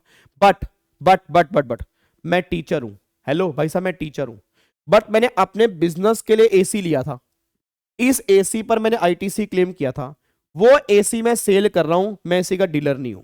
अभी तुम्हारे दूध का दूध पानी का पानी हो जाएगा। जो रेगुलर बैच वाले बच्चे होंगे, अगर उन्होंने गलती कर दी, मैं भाई साहब क्लास छोड़ के भाग जाऊंगा, मैं सही बता रहा हूं। मैं नहीं तुम्हें पढ़ाऊंगा भाई, सोच के आंसर देना। मैं टीचर हूं, एसी मेरे बिजनेस में लगा हुआ है, इस एसी पर मैंने आईटीसी क्लेम किया था, एसी पर आईटीसी क्लेम किया था, अब मैं एसी बेच रहा हूं, मेरा काम टीचिंग का है, मैं एसी बेच रहा हूं, मेरा काम टीचिंग का है, क्या ये इन द कोर्स और फर्दर बिजनेस में कवर होगा? यस कवर होगा। याद करो मैंने क्लास में कहा था कि बिजनेस रिलेटेड कोई भी एसेट होगी वो इन द कोर्स में कवर हो जाएगी, तो ये एसी बेचना भी मेरे हाथ में 7(1) में सप्लाई बनेगा, क्योंकि वो इन द कोर्स और फर्दरेंस ऑफ बिजनेस में कवर है। बस ये बात ध्यान दो। क्या मेरी बात समझ में आ रही है? तो क्रक्स क्या निकल के आ रहा है? दो कंडीशन है। पहली कंडीशन क्या निकल के आ रहा है कि विद कंसीडरेशन हो, और दूसरी कंडीशन वो काम इन द कोर्स और फर्दरेंस ऑफ बिजनेस में हो। तो अगर दोनों कंडीशन सेटिस्फाइड होंगी तो वो काम 7(1) में सप्लाई बन जाएगा। गवर्नमेंट ये बात कहना चाह रही है। डन, आगे बढ़ सकते हैं। चलो अगला पॉइंट फिर क्या निकल के आता है? ये तो हो गया 7(1)(a). अब 7(1)(a). 7(1)(a) बिल्कुल सिंपल था यार, 7(1)(a) बिल्कुल सिंपल था। 7(1)(a) में क्या आता है? Self supply. याद है सेल्फ सप्लाई आती है कि अगर मान लो कोई पर्सन इंडिविजुअल को छोड़ के, फॉर एग्जांपल एओपी, बीओआई, कोई क्लब, कोई ट्रस्ट, अगर अपने ही मेंबर्स के लिए कोई भी एक्टिविटी कर रहा है तो उस एक्टिविटी को हम 7(1)(a) में सप्लाई बोल देंगे। मतलब सेल्फ सप्लाई वाले काम को भी हम सप्लाई मानेंगे। 7(1)(a) ये बात कहता है। तो एग्जाम के लिए इतना इंपॉर्टेंट नहीं है, बट कोई दिक्कत वाली बात नहीं, आ जाएगा तो अच्छी बात, नहीं आएगा तो भी कोई दिक्कत नहीं है। सिंपल सा क्रक्स है, any person other than individual, अगर अपने मेंबर्स के लिए कोई एक्टिविटी की जा रही है विद कंसीडरेशन में, तो वो काम 7(1)(a) में सप्लाई बन जाएगा। बस ये पर ध्यान दो। बात समझ में आ रही है जी? उसके बाद अब आता है 7(1)(b). अब 7(1)(b) थोड़ा सा खतरनाक है। याद करो 7(1)(b) में क्या निकल के आता है? 7(1)(b) ये बात कहता है इंपोर्ट ऑफ सर्विस। अगर आपने सर्विस इंपोर्ट की है, import of service for a consideration whether or not in the course और फर्दरेंस ऑफ बिजनेस, तो वो काम 7(1)(b) में सप्लाई बन जाएगा। मतलब क्या निकल के आ रहा है कि अगर आपने कोई सर्विस इंपोर्ट की है, बदले में कंसीडरेशन है, चाहे वो इन द कोर्स और फर्दरेंस ऑफ बिजनेस में हो या ना हो, वो हर काम 7(1)(b) में सप्लाई बनेगा। बस ये पर ध्यान दो। अब मुझे नहीं पता मेरी क्लास में कितने बच्चे इंटेलिजेंट हैं। अगर आप इंटेलिजेंट हो तो आप मुझे सोच समझ के बताओगे, सोच के बताना। अगर मैंने कोई सर्विस इंपोर्ट की है, बदले में कंसीडरेशन है, वो सर्विस मैंने पर्सनल पर्पस के लिए ली, क्या वो सप्लाई बनेगा? यस बनेगा। वो सर्विस मैंने बिजनेस के लिए ली है, क्या वो सप्लाई बनेगा? यस बनेगा। क्योंकि यहां पे चेक ही नहीं करना कि वो इन द कोर्स में है या वो नहीं है, क्योंकि दोनों केस में 7(1)(b) में सप्लाई बन जाएगा। बस ये बात ध्यान दो। बट आपको याद आ रहा है? इधर आना एक बार, थोड़ा सा आगे आओ, थोड़ा सा आगे आओ। सर हैंड एग्जाम्पल, मैं तुम्हें सारे एग्जाम्पल के दूं क्या? कि सातने का दर्द हो रहा है, फिर इसने दबाया, अब एग्जाम्पल दूंगा तो फिर वही 40-45 लेक्चर नहीं लग जाएंगे क्या? छोटी बच्ची हो क्या? बच्चा कह रहा है ओ माय गॉड। हाँ सर एग्जाम्पल मत देना, वो रेगुलर बैच वाले हैं। ना ना ना ना, इधर देखो ध्यान से नालायकों। अब मुझे फटाफट से बताओ, सारे बच्चे बताओ, फटाफट से बताओ। अब यहाँ पे क्या निकल के आ रहा है? अगर मैंने कोई सर्विस इंपोर्ट की है, अगर मैंने कोई सर्विस इंपोर्ट की है और वो सर्विस के बदले में कंसीडरेशन नहीं है, तो क्या वो काम सप्लाई बन सकता है? हेलो, अगर मैंने कोई सर्विस इंपोर्ट की है, उसके बदले में कंसीडरेशन नहीं है, पैसा नहीं है, क्या वो सप्लाई बन सकता है? यस बन सकता है। बट वो 7(1)(b) में सप्लाई नहीं बन सकता। मे बी वो 7(1)(c) के अंदर कवर हो सकता है नहीं। अच्छा, अगर वो 7(1)(c) में कवर होगा तो 7(1)(c) में फ्री वाले काम आते हैं, तो 7(1)(c) में कौन से काम सप्लाई बनेंगे? वो 7(1)(c) खुद बताता है या वो शेड्यूल 1 को रेफर करेगा? वो रेफर करेगा शेड्यूल 1 को। याद करो शेड्यूल 1 में टोटल कितने पैरा आते हैं जी? एक बार अब आप बताओ शेड्यूल 1 में टोटल कितने पैरा आते हैं? बताना एक बार साहब, शेड्यूल 1 में टोटल कितने पैरा आते हैं ये बताओ। शेड्यूल 1 में टोटल कितने पैरा आते हैं? कितने पैरा आते हैं? 4। कितने पैरा आते हैं? 4। इट मींस अगर मेरा काम उन चारों पैरा में किसी में भी कवर होता है तब तो फ्री वाले काम सप्लाई बनेंगे, नहीं तो फ्री वाले काम सप्लाई नहीं बनेंगे। ये सारी की सारी बातें हमने शेड्यूल 1 में डिस्कस की थी, अगर आपको याद आ रहा हो। क्या मेरी बात समझ में आ रही है? तो मतलब कहना क्या चाह रहा हूं, import of service without consideration वाले काम भी सप्लाई बन सकते हैं, प्रोवाइड वो 7(1)(c) में कवर हो, 7(1)(c) में शेड्यूल 1 में कवर हो। और आपकी जानकारी के लिए बता दूं, आप हो नालायक हैं? नहीं, नालायक नहीं है, हो। अगर नहीं होते तो आप मुझे बता देते अब तक। याद करो 7(1)(c) शेड्यूल 1 का कौन सा पैरा इंपोर्ट ऑफ सर्विस की बात करता है? अरे यार, यही अदा तो तुम्हारी मार जाती है मेरे को, ये अदाएं हैं जो तुम्हारी मार जाती हैं मुझे। अब तुमने बिल्कुल सही बोला सर, पैरा 4। पैरा 4 याद करो गाबा सर, पैरा 4। हम भी आपके पढ़े हुए बच्चे हैं गाबा सर, हम ऐसे नहीं हैं, हम भी आपके पढ़े हुए बच्चे हैं। पैरा 4 में आपने हमें कुछ बताया था। पैरा 4 में आपने कहा था import of service by any person from related person और from his other establishment outside India in the course और फर्दरेंस ऑफ बिजनेस, वो काम पैरा 4 में गाबा सर सप्लाई बन जाता है। कैसी बात कर दी गाबा सर, आपने हमारा दिल ही तोड़ दिया ये बात बोल के कि हमें याद नहीं है। गाबा सर हमें याद है, आपने हमें वहां पे स्पेशली बताया था कि अगर हम सर्विस इंपोर्ट करते हैं और सर्विस लेने वाला कोई भी हो बट देने वाला उसका रिलेटेड पार्टी होना चाहिए या हमारी ही कोई एस्टेब्लिशमेंट होनी चाहिए और वो सर्विस मैंने इन द कोर्स और फर्दरेंस ऑफ बिजनेस में ली हो गाबा सर, तब जाके वो 7(1)(c) के पैरा 4 में सप्लाई बनती है। ये बातें गाबा सर आपने हमें वहां पे बताई थी। क्या मेरी बात समझ में आ रही है? जी पक्का पक्का। तो मतलब मैं कहना क्या चाह रहा हूं कि इंपोर्ट ऑफ सर्विस वाला काम विद कंसीडरेशन का तो हर केस में सप्लाई बन जाएगा, बट विदाउट कंसीडरेशन वाले केस में आपको चेक करना पड़ेगा कि आपने सर्विस ली कहां से है और सर्विस किस पर्पस के लिए ली है, तब जाके पैरा 4 में सप्लाई बनेगा, नहीं तो पैरा 4 में सप्लाई नहीं बनेगा। बस ये पर ध्यान दो। क्या आपको मेरी बात समझ में आ रही है? पक्का पक्का। यार तुम दिल खुश कर दिया यार, आज मैं कह रहा हूं तुमने भाई साहब आग लगा रखी है। पक्का पक्का। अब आगे आओ जी फटाफट से। देखो यहाँ पे 7(1)(c) स्टार्ट हो गया। अब 7(1)(c) देखो 7(1)(c) रेड विद क्या लिखा है? शेड्यूल 1। अब शेड्यूल 1 में टोटल कितने पैरा हैं? 4। अब देखो पैरा 1, पैरा 1, एक मिनट रुको यार। पैरा 1 में क्या किया था हमने? पैरा 1 में सर, पैरा 1 में ना फ्री वाले काम सप्लाई बन जाते हैं अगर वो पैरा 1, पैरा 2, पैरा 3, पैरा 4। हाँ सर, पैरा 1 में वो था, पैरा 1 में सप्लाई तब बनता है गाबा सर अगर वो 4 कंडीशन सेटिस्फाइड हो। पैरा 1 में गाबा सर, अरे यार गाबा सर यार, पैरा 1 में वही तो कवर होता है जब 4 कंडीशन सेटिस्फाइड हो। पहली कंडीशन गाबा सर क्या बताई थी आपने? परमानेंट ट्रांसफर हो, बिजनेस एसेट का हो, आईटीसी अवेल्ड हो चुका हो और विदाउट कंसीडरेशन हो। अगर ये चारों की चारों कंडीशन गाबा सर सेटिस्फाइड होंगी तो वो काम पैरा 1 में सप्लाई बन जाएगा। ये पैरा 1 आपके सामने, इसको डीम्ड सप्लाई भी कह सकते हैं। याद कराऊं आपको एग्जांपल? रोशनी, आप इस पे रोशनी डालोगे? याद करो, मैं तुम्हें एग्जांपल याद करवाता हूं। अब आपको मैंने क्लास में एग्जांपल दिया था कि आप मेरे पास आए, आपने कहा गाबा सर हमें घर के लिए एसी लेना है। मैंने कहा क्यों लेना है? गाबा सर आपको आईटीसी मिल जाएगा, आप हमें एसी लेकर दे दो ना। तो फिर मैंने एसी ले लिया था और फिर मैंने उसको गिफ्ट दिखा दिया था। तुमने मुझे कैश पे किया, मैंने गिफ्ट दिखा दिया, आईटी से मैंने क्लेम कर लिया, गवर्नमेंट करी ये क्या हो गया? तो फिर अगर ऐसे होता तो सारे यही काम कर लेते। गवर्नमेंट का तेरी ऐसे की तैसे इधर आ। अगर तूने अपने बिजनेस के एसेट को परमानेंट ट्रांसफर कर दिया, आईटी से अवेल टू कर चुका है विदाउट कंसिडरेशन में, ये सारे के सारे काम पैरा 1 में सप्लाई बन जाएंगे। आप मेरे को बताओगे, एक बात बताओगे? अभी अयोध्या में राम मंदिर बना, देखो अब देखो कितना बढ़िया एग्जाम्पल है। अभी परसों की बात है, अयोध्या में राम मंदिर बना। अयोध्या में राम मंदिर बना तो एक ज्वेलर ने पता नहीं कितने करोड़ का हार भाई साहब भगवान राम को गिफ्ट कर दिया। अब सोच के बोलना, अब ज्वेलर्स, उसने ज्वेलरी गिफ्ट की, अगर उसने उस ज्वेलरी पर मान लो उस हार पर आईटीसी क्लेम किया था, मान लो वो हार कहीं से लाया था, उस पर जीएसटी पे किया था तो उसने आईटीसी क्लेम कर लिया। अब वो हार भगवान राम को गिफ्ट कर रहा है कि हे भगवान राम, तेरा ही दिया हुआ सारा कुछ है, ये तेरे हवाले है, हमारा क्या नश्वर संसार है भगवान, हम तो कल खत्म हो जाएंगे, ये हार मैं तुझे गिफ्ट कर रहा हूं, मैं राम मंदिर को डोनेशन दे रहा हूं। क्या वो पैरा 1 में सप्लाई बनेगा? नहीं बनेगा? जल्दी बोल दो, बोलो बच्चे बोलो। क्या वो काम पैरा 1 में सप्लाई बनेगा नहीं बनेगा? फटाफट से बोल दो जी। क्या उसके हाथ में, अगर उसने आईटीसी क्लेम कर लिया था, ज्वेलर्स है वो, क्या वो पैरा 1 में सप्लाई बनेगा नहीं बनेगा? 100% यस बन जाएगा अगर उसने आईटीसी क्लेम कर लिया था। बस ये पर ध्यान दो। अगर आईटीसी क्लेम नहीं किया तो पैरा 1 से बाहर हो गया, बट अगर आईटीसी क्लेम कर लिया था, परमानेंट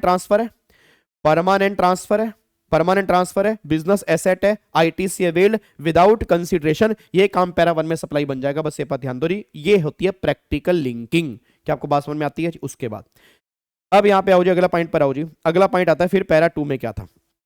याद करो पैरा 2 में क्या निकल के आता है? पैरा 2 ये निकल के आता है कि अगर आपने गुड्स और सर्विस की सप्लाई की है रिलेटेड पर्सन के बीच में, अगर सप्लाई हो रही है रिलेटेड पर्सन के बीच में या डिस्टिंक्ट पर्सन के बीच में इन द कोर्स और फर्दरेंस ऑफ बिजनेस, ये काम पैरा 2 में सप्लाई बन जाएगा। मतलब मैं और आप, हम दोनों रिलेटेड पर्सन है, या हम दोनों, हमारा, आप एक ऑफिस हो, मैं एक ऑफिस हूं, और हम दोनों सेम पैन कार्ड में आते हैं, मतलब सेम पैन में हम दो ऑफिस रजिस्टर्ड हैं।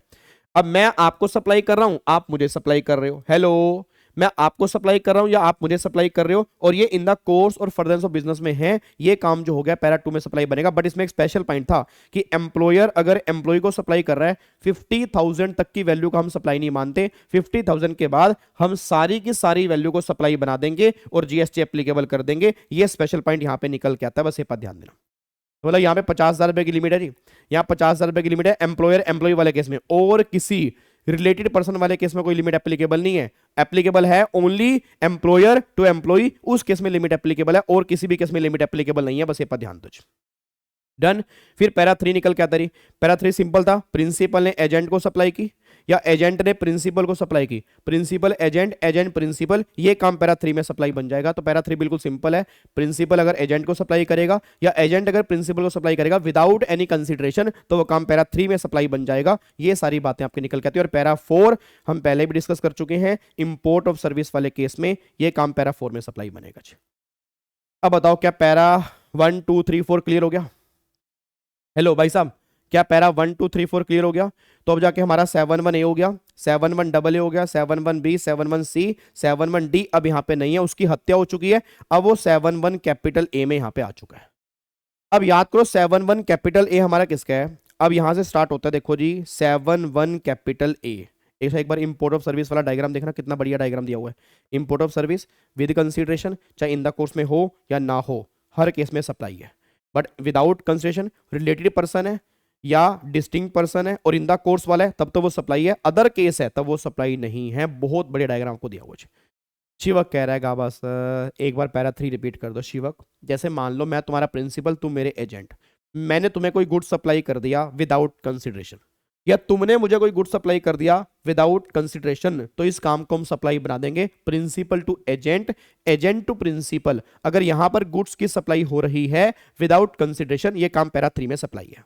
डन, पक्का पक्का। चलो जी, अब एक बार यहां पे आ जाओ, फटाफट से हो रही। अब यहां पे आओ 7(1) capital A schedule number 2।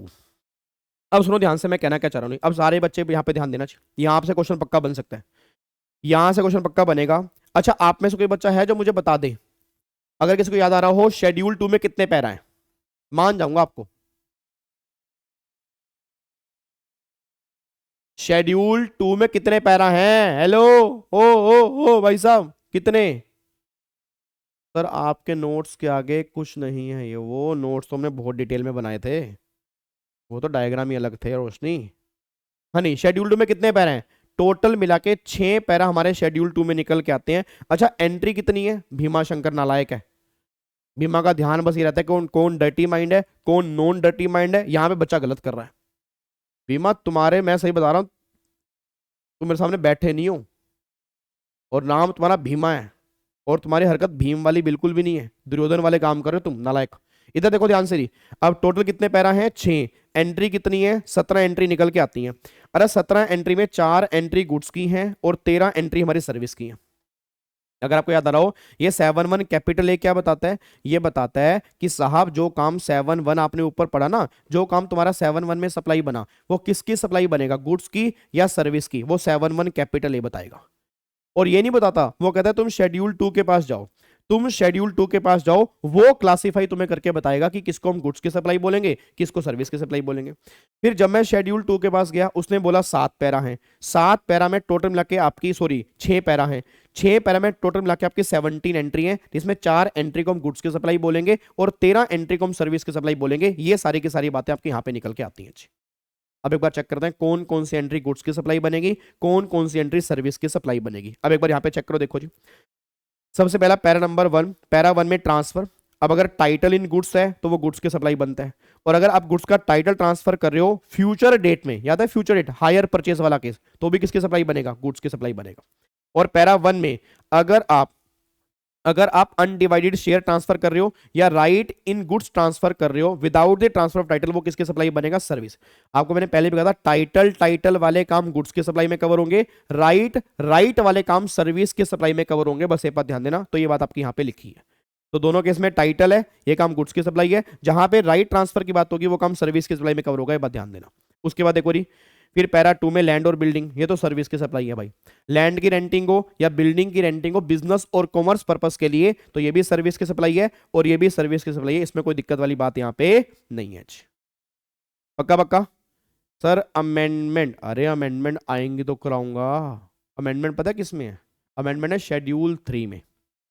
Amendment किस में है? शेड्यूल 3 में। और कंपोजिट सप्लाई और मिक्स सप्लाई में। तो आने तो दो। बच्चा कह रहा है यार अमेंडमेंट ज्यादा क्यों नहीं है, हर जगह अमेंडमेंट आनी चाहिए ना, मजा नहीं आ रहा पढ़ने का, वही दोबारा पढ़ना पड़ रहा है। यही पेपर में तुम्हारे आ जाएगा ना, यही पेपर में आएगा तुम्हारा, यही तुम ब्लैंक हो जाओगे। अभी तो तुम फटाफट बोल रहे हो, थोड़ा थोड़ा बोल रहे हो, जब तुम्हें पेपर के अंदर क्वेश्चन बनते तुम्हें समझ नहीं आते। अभी तो मैं रिवीजन करा रहा हूँ, बुलेट रिवीजन करा रहा हूँ, मजबूरी है मेरी, रेगुलर बैच वाले बच्चों को मुझे रिवीजन करानी है। जब मैं स्टार्ट करूंगा ना 5 तारीख से इनकम टैक्स, तब तुम्हारे तोते उड़ाऊंगा मैं, तब बेटे क्वेश्चन तुमने ही करके दिखाने हैं मुझे। अभी तो तुम कह रहे हो ना क्या चल रहा है, उस टाइम बताऊंगा क्या चल रहा है, ठीक है ना। अभी तो चुप करके रिवीजन कर लो तुम यहाँ पे। अभी इधर सुनो ध्यान से, अब यहाँ पे फटाफट से आओ जी। अगला पॉइंट देखो फिर अगला पॉइंट निकल के आ रहा है पैरा नंबर 3। अब पैरा 3 में क्या? ट्रीटमेंट और प्रोसेस। ये कौन से काम की बात कर रहा है? Job worker. याद करो जॉब वर्कर वाले जो भी काम है, जॉब वर्कर, टेलर, अब ये टेलर या जॉब वर्कर जो भी काम करते हैं, इस काम को हम किसकी सप्लाई बोलेंगे? इस काम को हम सर्विस की सप्लाई बोलेंगे, बात ध्यान देना। उसके बाद अब और पैरा 4। पैरा 4 एक बार चेक करना, पैरा 4 में 3 पॉइंट हमने किए थे। पैरा 4 का पहला पॉइंट मैंने कहा था कि अगर आपने बिजनेस की एसेट को ट्रांसफर कर दिया तो वो काम गुड्स की सप्लाई बनेगा। जैसे मेरा काम पढ़ाने वाला है सर, अगर सब याद होगा तो यस, बट आगे एग्जाम ओरिएंटेड बैच भी आएंगे। हाँ तो वो तो आएंगे ही, वो तो बिल्कुल एग्जाम ओरिएंटेड बैच तो 5 तारीख भाई, 5 मार्च के बाद मेरा, 5 फरवरी से मेरा काम यही है। 5 फरवरी के बाद मैंने कुछ नहीं करना, डेली आके बैठ जाना है, ठीक है ना। उसमें क्वेश्चन की प्रैक्टिस आपने मेरे साथ करनी है दबा के, पहले करेंगे प्रोविजन फिर करना है क्वेश्चन की प्रैक्टिस। हाँ डेली हम ज़्यादा टाइम नहीं लगा पाएंगे, ठीक है, क्योंकि अभी मेरे बैचेस भी चल रहे हैं, पूरा दिन मेरे बैचेस होते हैं और सुबह भी क्लास होती है, बट जितना भी टाइम हम लगाएंगे बहुत बढ़िया तरीके से रिवीजन करवा दूंगा, इतना मेरा आपसे वादा है, आपको मजा आ जाएगा बस, और मैं इससे अलावा कुछ नहीं कह सकता, ठीक है जी। चलो अब यहाँ पे फटाफट से वापस आओ जी। अब यहाँ पे एक बार चेक करो, यस यस यस यस। अब यहाँ पे एक बार चेक करो फटाफट से। अब पहला मैंने कहा था कि जैसे मेरा काम पढ़ाने वाला है, अब मेरा काम पढ़ाने वाला है, एसी मेरे बिजनेस की एसेट है, अगर मैं ये एसी ट्रांसफर कर दूंगा तो गवर्नमेंट ने कहा था ये काम गुड्स की सप्लाई बनेगा। बट अगर मैं एसी किसी को प्राइवेट यूज करने के लिए दूंगा अदर देन बिजनेस पर्पस के लिए, तो वो काम किसकी सप्लाई बनेगा? वो काम सर्विस की सप्लाई बनेगा। बट अगर मैंने आज अपना बिजनेस ही बंद कर दिया, सोच के बोला, अगर मैंने अपना बिजनेस ही बंद कर दिया और जितना स्टॉक मेरा बचा हुआ है, जो स्टॉक मेरा बचा है, वो सारे के सारे काम को गुड्स की सप्लाई बोलेंगे। बट अगर बिजनेस मेरा गोइंग कंसर्न में ट्रांसफर हो गया या मेरा रिप्रेजेंटेटिव उसको आगे कंटिन्यू कर रहा है, फिर वो यहां पे कवर नहीं होगा। इस पॉइंट की वो एक्सेप्शन थी, बस ये पर ध्यान दो। यहां पर मैंने कहा भी था कि 4C में थोड़ी सी गलती है, तो मुझे उम्मीद नहीं है कि 4C आपके एग्जाम के अंदर बनेगा, बट फिर भी हमें याद होना चाहिए, अगर बिजनेस बंद कर देंगे तो जो भी स्टॉक हमारा बचा होगा उसको हम गुड्स की सप्लाई में कवर करेंगे, बस ये पर ध्यान दो। क्या मेरी बात समझ में आ रही है जी? पक्का पक्का भाई साहब, रोशनी को सारा कुछ याद है, रोशनी बहुत बढ़िया, I am very proud of you. उसके बाद देखो अगला पॉइंट क्या निकल के आ रहा है, फिर आ रहा है पैरा 5। अब पैरा 5 में जितने भी काम आते हैं ना, वो सारे के सारे काम सर्विस की सप्लाई है। पैरा 5 में जो भी काम आते हैं वो सारे के सारे काम सर्विस की सप्लाई है। पैरा 5 में कौन कौन से काम आते हैं? पहला देखो जी, रेंटिंग ऑफ इमूवेबल प्रॉपर्टी को हम क्या बोलेंगे? सर्विस की सप्लाई बोलेंगे। दूसरा, कंस्ट्रक्शन के काम को हम क्या बोलेंगे? सर्विस की सप्लाई बोलेंगे। बट कंस्ट्रक्शन वाले काम में एक्सेप्शन थी, याद करो एक्सेप्शन क्या थी? अगर कंस्ट्रक्शन वाले काम में आपने सारा का सारा कंसीडरेशन आपने पे किया है, कब पे किया आपने? ऑक्यूपेशन, एक तो ऑक्यूपेशन था और कंप्लीशन, इनमें से जो अर्लियर आया उसके बाद अगर आपने सारी पेमेंट की है ना, फिर वो यहां पे कवर नहीं होगा, फिर वो सेल ऑफ बिल्डिंग में कवर है।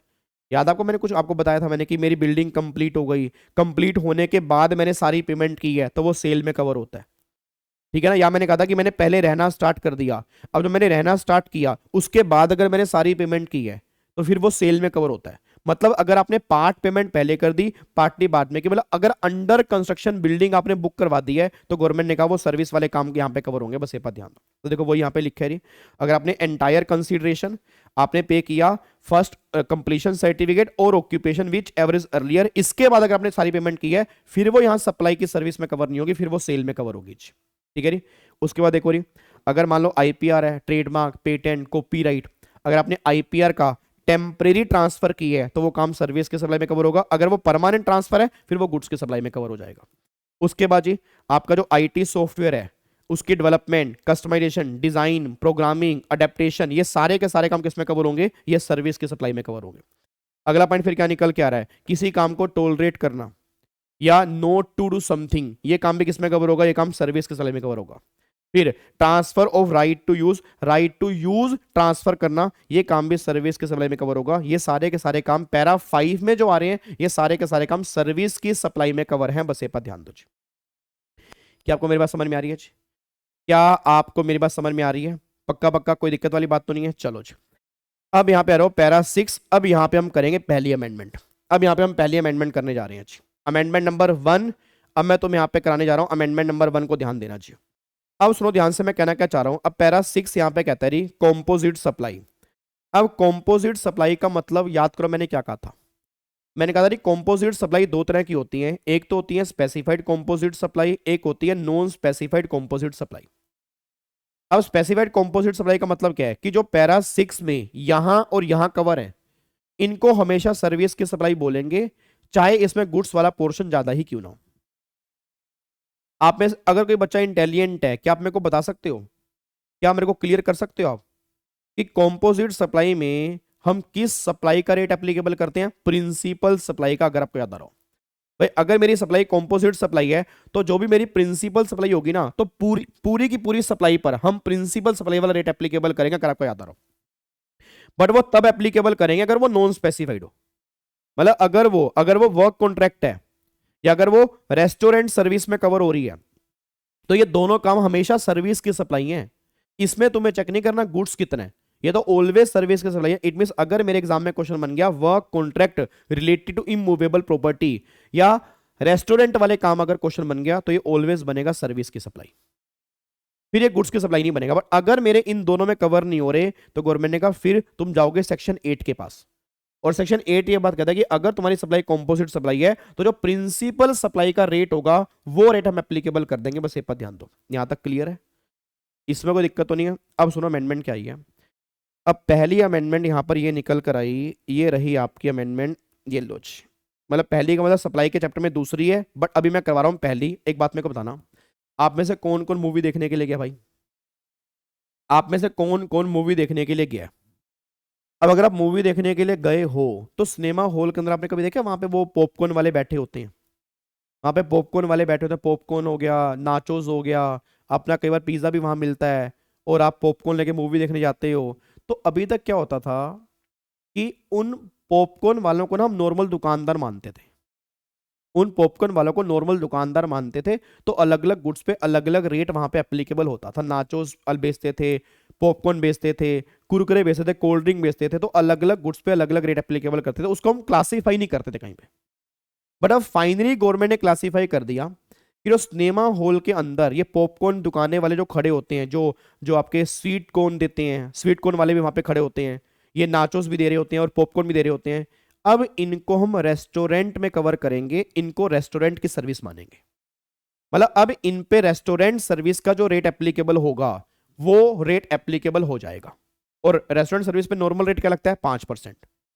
तो अभी गवर्नमेंट यहां पे क्लासीफाई कर दिया कि भाई अब तुमने देखो क्या लिखा है, supply of food and beverage at cinema hall taxable as restaurant service. अब इनको रेस्टोरेंट सर्विस मानेंगे। मतलब पहले इनको रेस्टोरेंट सर्विस में क्लासीफाई नहीं करते थे, तो काफी डिस्प्यूट था, ये लोग बोलते थे हमें रेस्टोरेंट में क्लासीफाई करो, फिर गवर्नमेंट कहती थी क्लासीफाई रेस्टोरेंट में कैसे करें, आप इसकी सप्लाई करो इसकी सप्लाई करो। तो फाइनली जीएसटी काउंसिल ने डिसाइड किया कि अब इनको हम रेस्टोरेंट सप्लाई में यहाँ पे कवर करेंगे। अगर रेस्टोरेंट सप्लाई में कवर करेंगे, पहला अब रेस्टोरेंट सर्विस के अकॉर्डिंग रेट एप्लीकेबल होगा, और दूसरा सुना ध्यान से, दूसरा अभी अभी हमने पढ़ा, अभी अभी हमने क्या पढ़ा, अगर रेस्टोरेंट सर्विस में कवर हो गया, हेलो भाई साहब सुनो ध्यान से, अगर ये रेस्टोरेंट सर्विस में कवर हो गया तो क्या कहीं ना कहीं ये पैरा 6 में आ गया? नहीं आ गया जी? क्या ये पैरा 6 में आ गया? नहीं आ गया? याद करो पैरा 6 में सेकंड पॉइंट में क्या है? रेस्टोरेंट सर्विस है। और अगर इसमें कवर हो गया तो क्या ये हमेशा सर्विस की सप्लाई बनेगा? नहीं बनेगा, सर्विस की सप्लाई बनेगा। तो इसमें सर्विस वाले रेट एप्लीकेबल होंगे रेस्टोरेंट सर्विस के, चाहे तुम गुड्स की सप्लाई कर रहे हो, चाहे इसमें गुड्स की वैल्यू ज्यादा है, गुड्स का कंटेंट ज्यादा है। जब गवर्नमेंट ने कहा इसको रेस्टोरेंट मानेंगे तो पैरा 6 के इस पॉइंट में आ गया। अगर पैरा 6 के इस पॉइंट में आ गया तो इसको ऑलवेज सर्विस की सप्लाई में कवर करेंगे। गवर्नमेंट ने कहा है तेरा काम कंपोजिट सप्लाई, बट हम ये मानेंगे सर्विस की सप्लाई, तो सर्विस वाला रेट एप्लीकेबल हो जाएगा। बस ये पर ध्यान दो। क्या ये बात क्लियर हो गई थी?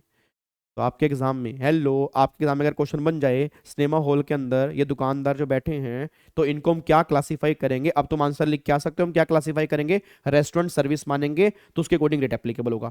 दूसरा फायदा क्या हुआ, मुझे नहीं पता आपको याद है या नहीं याद है।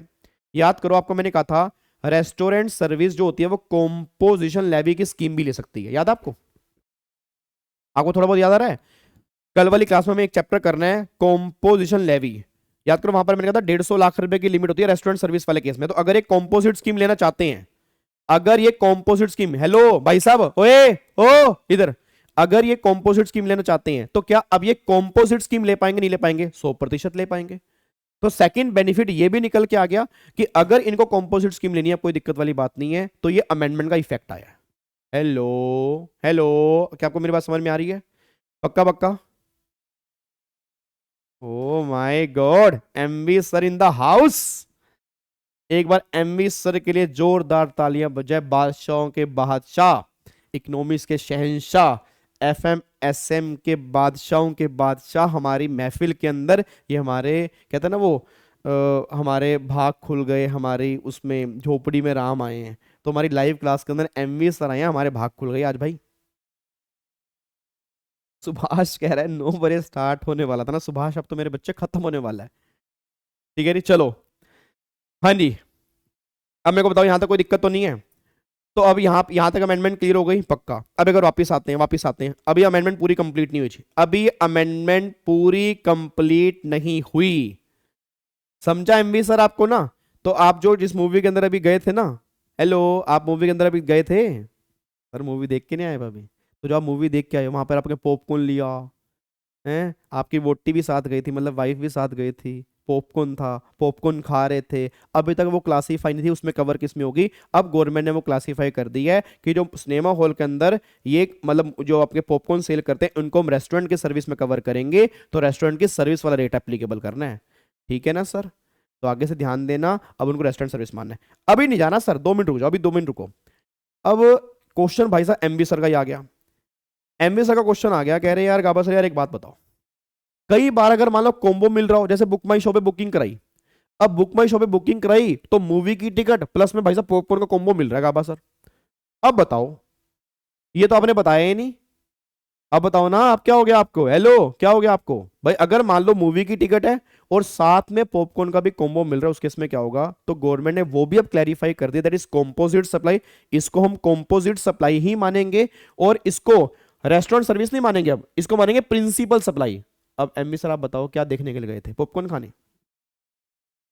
क्या पॉपकॉर्न खाने गए थे या मूवी देखने गए थे? आप मेरे को ये बताओ ना। ना, आपको बताना पड़ेगा। आप वहां पे पॉपकॉर्न खाने गए थे, मूवी देखने? मूवी देखने तो प्रिंसिपल सप्लाई है मूवी देखना, तो रेट जो होगा फिर वो मूवी का एप्लीकेबल होगा। उस केस में पॉपकॉर्न का रेट एप्लीकेबल नहीं होगा टोटल प्राइस के ऊपर।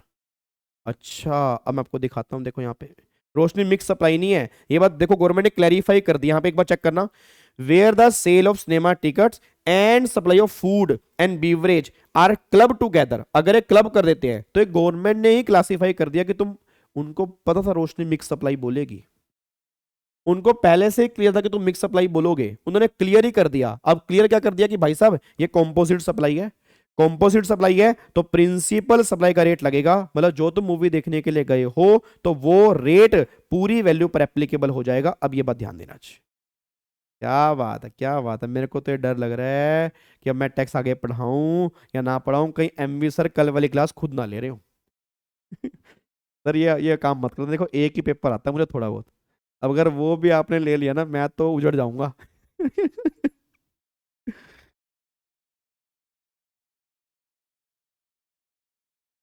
सर कुछ नहीं, अब जिसने जो अभी से देख रहा है उसको समझ नहीं आ रहा होगा। चलो मैं कंक्लूड कर रहा हूँ दोबारा से जी, मोदी साहब मैं दोबारा से कंक्लूड कर रहा हूँ, सुनो ध्यान से, मैं दोबारा से कंक्लूड कर रहा हूँ। ठीक है, अब सुनो ध्यान से, वापिस आओ वापिस आओ। कंक्लूजन ये निकल के आ रहा है, आप मूवी देखने जाते हो, मूवी हॉल में सामने वहाँ पॉपकॉर्न की दुकानें होती हैं, वहाँ पे दुकानें होती हैं, तो पहले कन्फ्यूजन थी उसको हम किस में क्लासीफाई करें, अलग अलग रेट एप्लीकेबल होते थे। तो पहली अमेंडमेंट ये गवर्नमेंट ने वो क्लासीफाई कर दिया कि अब उसको रेस्टोरेंट सर्विस बोलेंगे। रेस्टोरेंट सर्विस बोलेंगे तो रेस्टोरेंट सर्विस का रेट लगेगा। मेरे बच्चे शुभम समझ में तब आएगा जब आप मैसेज लिखना बंद करोगे। अब मैसेज लिखते रहोगे तो मैसेज आप बार बार कॉपी पेस्ट कर रहे हो, तो प्रॉब्लम क्या, माइंड फिर एक ही जगह चलता है, दो जगह माइंड चल ही नहीं पाएगा। तो अगर समझना है तो 2 मिनट पहले आपको मैसेज बंद करने पड़ेंगे, और वो मेरे को लग रहा है आप बंद कर नहीं पाओगे, इस चक्कर में समझ ही नहीं आएगा तुम्हें। सुनो ध्यान से नालायक, अब मैं समझाता रहा हूँ दोबारा कि मूवी देखने के लिए गए, मूवी देखने के लिए गए, वहां पे खाने पीने का सामान, बाहर खाने पीने का सामान मिलता है, तो गवर्नमेंट ने कहा अब वो क्लासीफाई कर देंगे रेस्टोरेंट सर्विस में। अगर वो रेस्टोरेंट सर्विस में क्लासीफाई करेंगे तो अब जो वह सामान वहां से लोगे तो उस पर रेट लगेगा रेस्टोरेंट सर्विस वाला, दैट इज 5%। बात समझ में आती है? उसके बाद अगर मान लो मूवी की टिकट प्लस में पॉपकॉर्न का कॉम्बो मिल रहा है, क्या ऐसा होता है? नहीं होता, बिल्कुल, कई बार कॉम्बो मिलता है। अब साथ में टिकट भी है, साथ में ये पॉपकॉर्न भी है, रेट कौन सा लगेगा? तो गवर्नमेंट ने ये भी क्लासीफाई कर दिया कि अगर ऐसा कॉम्बो है तो इसको हम कॉम्पोजिट सप्लाई बोलेंगे। बट एक कॉम्पोजिट सप्लाई पैरा 6 वाली नहीं है, रेस्टोरेंट सर्विस में कवर नहीं होगी, इसमें प्रिंसिपल सप्लाई का रेट लगेगा। प्रिंसिपल सप्लाई क्या है? तो मूवी देखने के लिए गए तो मूवी की टिकट पर जो जीएसटी का रेट होगा वही रेट तुम्हारा पूरी वैल्यू पर एप्लीकेबल हो जाएगा। गवर्नमेंट ये बात कहना चाह रही है। क्या आपको मेरी बात समझ में आ रही है? अब बताओ जी, अब क्लियर है? मैं आगे बढ़ सकता हूं जी? जल्दी बोलो फटाफट से, हम क्लियर है, मैं आगे बढ़ सकता हूं? हाँ बस, पहले बिल्कुल सही बात है, पहले आप मिक्स सप्लाई मान सकते थे इसको। आप कहते थे कॉम्बो नॉर्मली देखने को नहीं मिलता, तो गवर्नमेंट ने वो क्लासीफाई कर दिया कि वो कॉम्पोजिट सप्लाई में कवर करेंगे, और मूवी की टिकट पर जो जीएसटी का रेट है पूरी वैल्यू पर वो रेट लग जाएगा। बस ये पर ध्यान दो जी। क्या आपको मेरी बात समझ में आ रही है? पक्का पक्का? चलो अब वापिस आ जाओ जी। अब इधर सुनो ध्यान से, मैं कहना क्या चाह रहा हूं जी। अब यहां पर आओ जी, अब ये हमारी एक अमेंडमेंट यहां पे अब जाके खत्म हो जाती है। डन है जी? चलो, तो इसी के साथ हमारा शेड्यूल 2 पूरा खत्म हो गया। अब एक बार आ जाओ शेड्यूल 3 पे आओ जी। अब यहां पे हमारा है शेड्यूल 3 जी।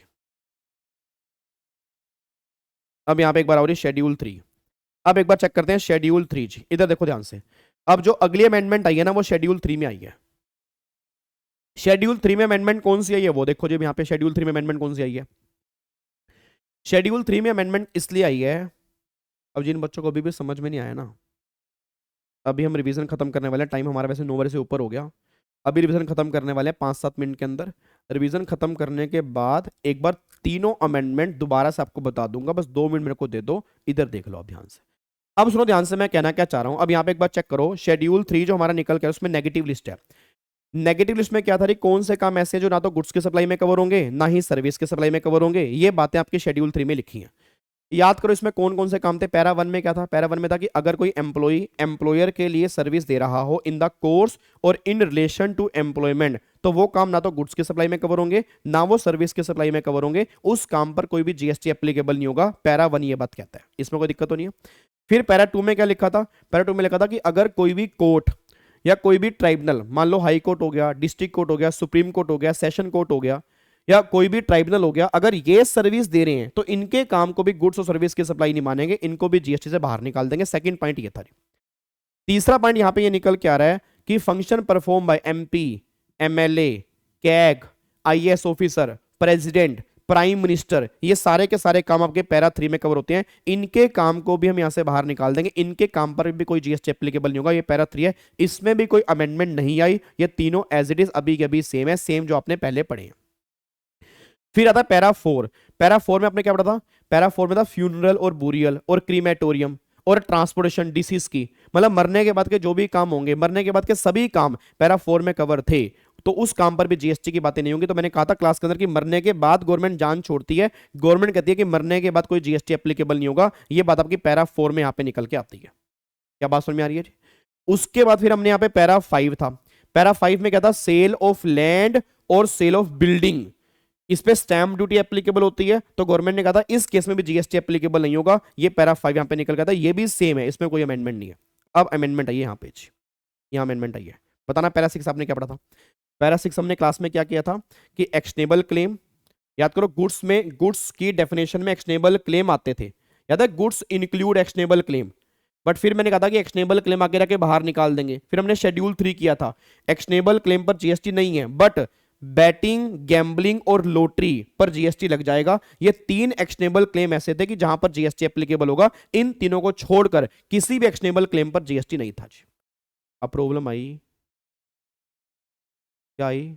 आजकल ऑनलाइन गेम्स चलती हैं, ऑनलाइन गेम्स से बहुत लोग पैसा कमाते हैं, पता आपको? पबजी के थ्रू उसमें लोग पैसा डालते भी हैं, पैसा निकालते भी हैं। बहुत सारे लोग, आधे लोग बर्बाद हो रहे हैं ऑनलाइन गेम्स के चक्कर में। कई सारी ऑनलाइन गेम्स वाली ऐप है जहां पे पैसा बर्बाद होता है और पैसा लोग कमाते हैं, पैसा उसमें गवाते भी हैं। ऑनलाइन गेम्स का क्या होगा? वो भी तो एक एक्शनेबल क्लेम है। तो लोगों ने कहा भाई उस पर जीएसटी नहीं है क्योंकि आपने बैटिंग, गैम्बलिंग, लॉटरी पर लगाया है, तो ऑनलाइन गेम्स पर तो नहीं लगाया आपने। चलो जी, कैसीनो,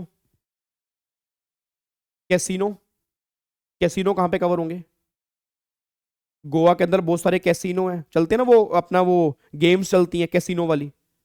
तो कैसीनो कहां पे कवर होंगे? तो लोगों ने बोला उस पर भी जीएसटी नहीं है क्योंकि यहां पे वो कवर नहीं है। एक्शनेबल क्लेम के अंदर कवर है, तो एक्शनेबल क्लेम पे जीएसटी नहीं है, बस इन तीनों पर जीएसटी है। हॉर्स रेस, हॉर्स रेस का क्या होगा जी? हॉर्स रेस वाले केस में क्या करेंगे? उन्होंने कहा ऑब्वियस ही बात है, वो भी यहां पे कवर नहीं होगा, इसको भी यहां से बाहर निकालो, इस पर भी जीएसटी नहीं है। फिर crypto currency, virtual digital asset, crypto currency हो गया, बिटकॉइंस हो गया, क्या ये प्योर सट्टे वाली आइटम है या नहीं है? आप तो बताओ, क्या इन पे जीएसटी लगना चाहिए, नहीं लगना चाहिए? क्या इन सब पे जीएसटी लगना चाहिए, नहीं लगना चाहिए? मेरे को ये बात मेरे को क्लियर करो, क्या इसको जीएसटी से बाहर निकालना चाहिए क्या?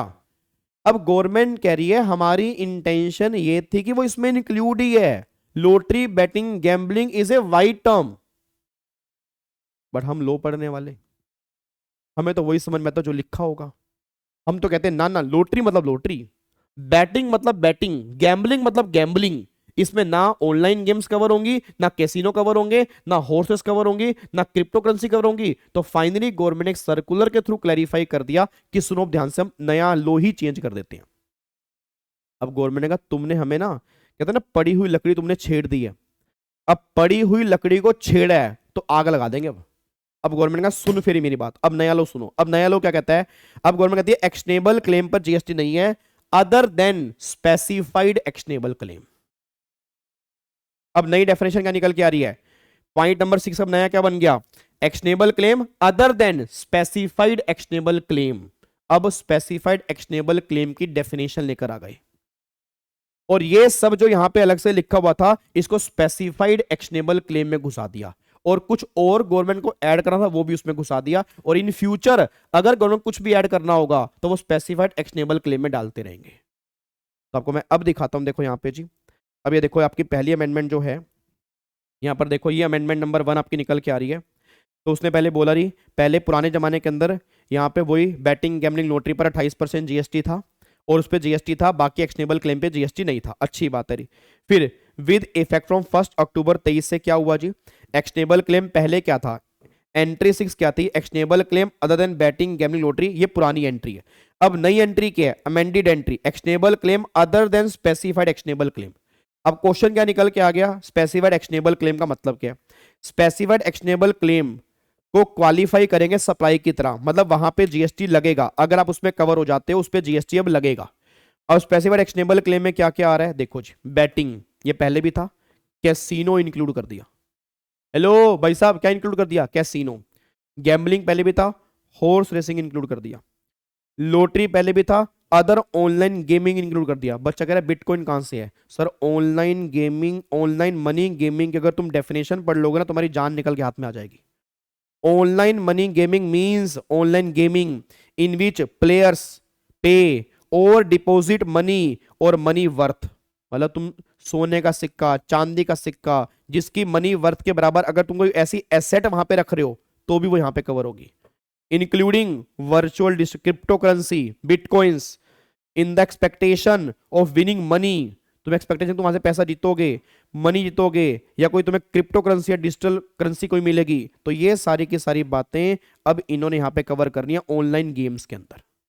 और ये तुम गेम्स अपनी स्किल से खेल रहे हो, चांस और बोथ, तुम्हें आती है खेलनी, नहीं आती, कुछ भी हो जाए, ये सब कुछ ऑनलाइन गेम्स में यहां पे कवर हो जाएगा। बस एक बात ध्यान दो।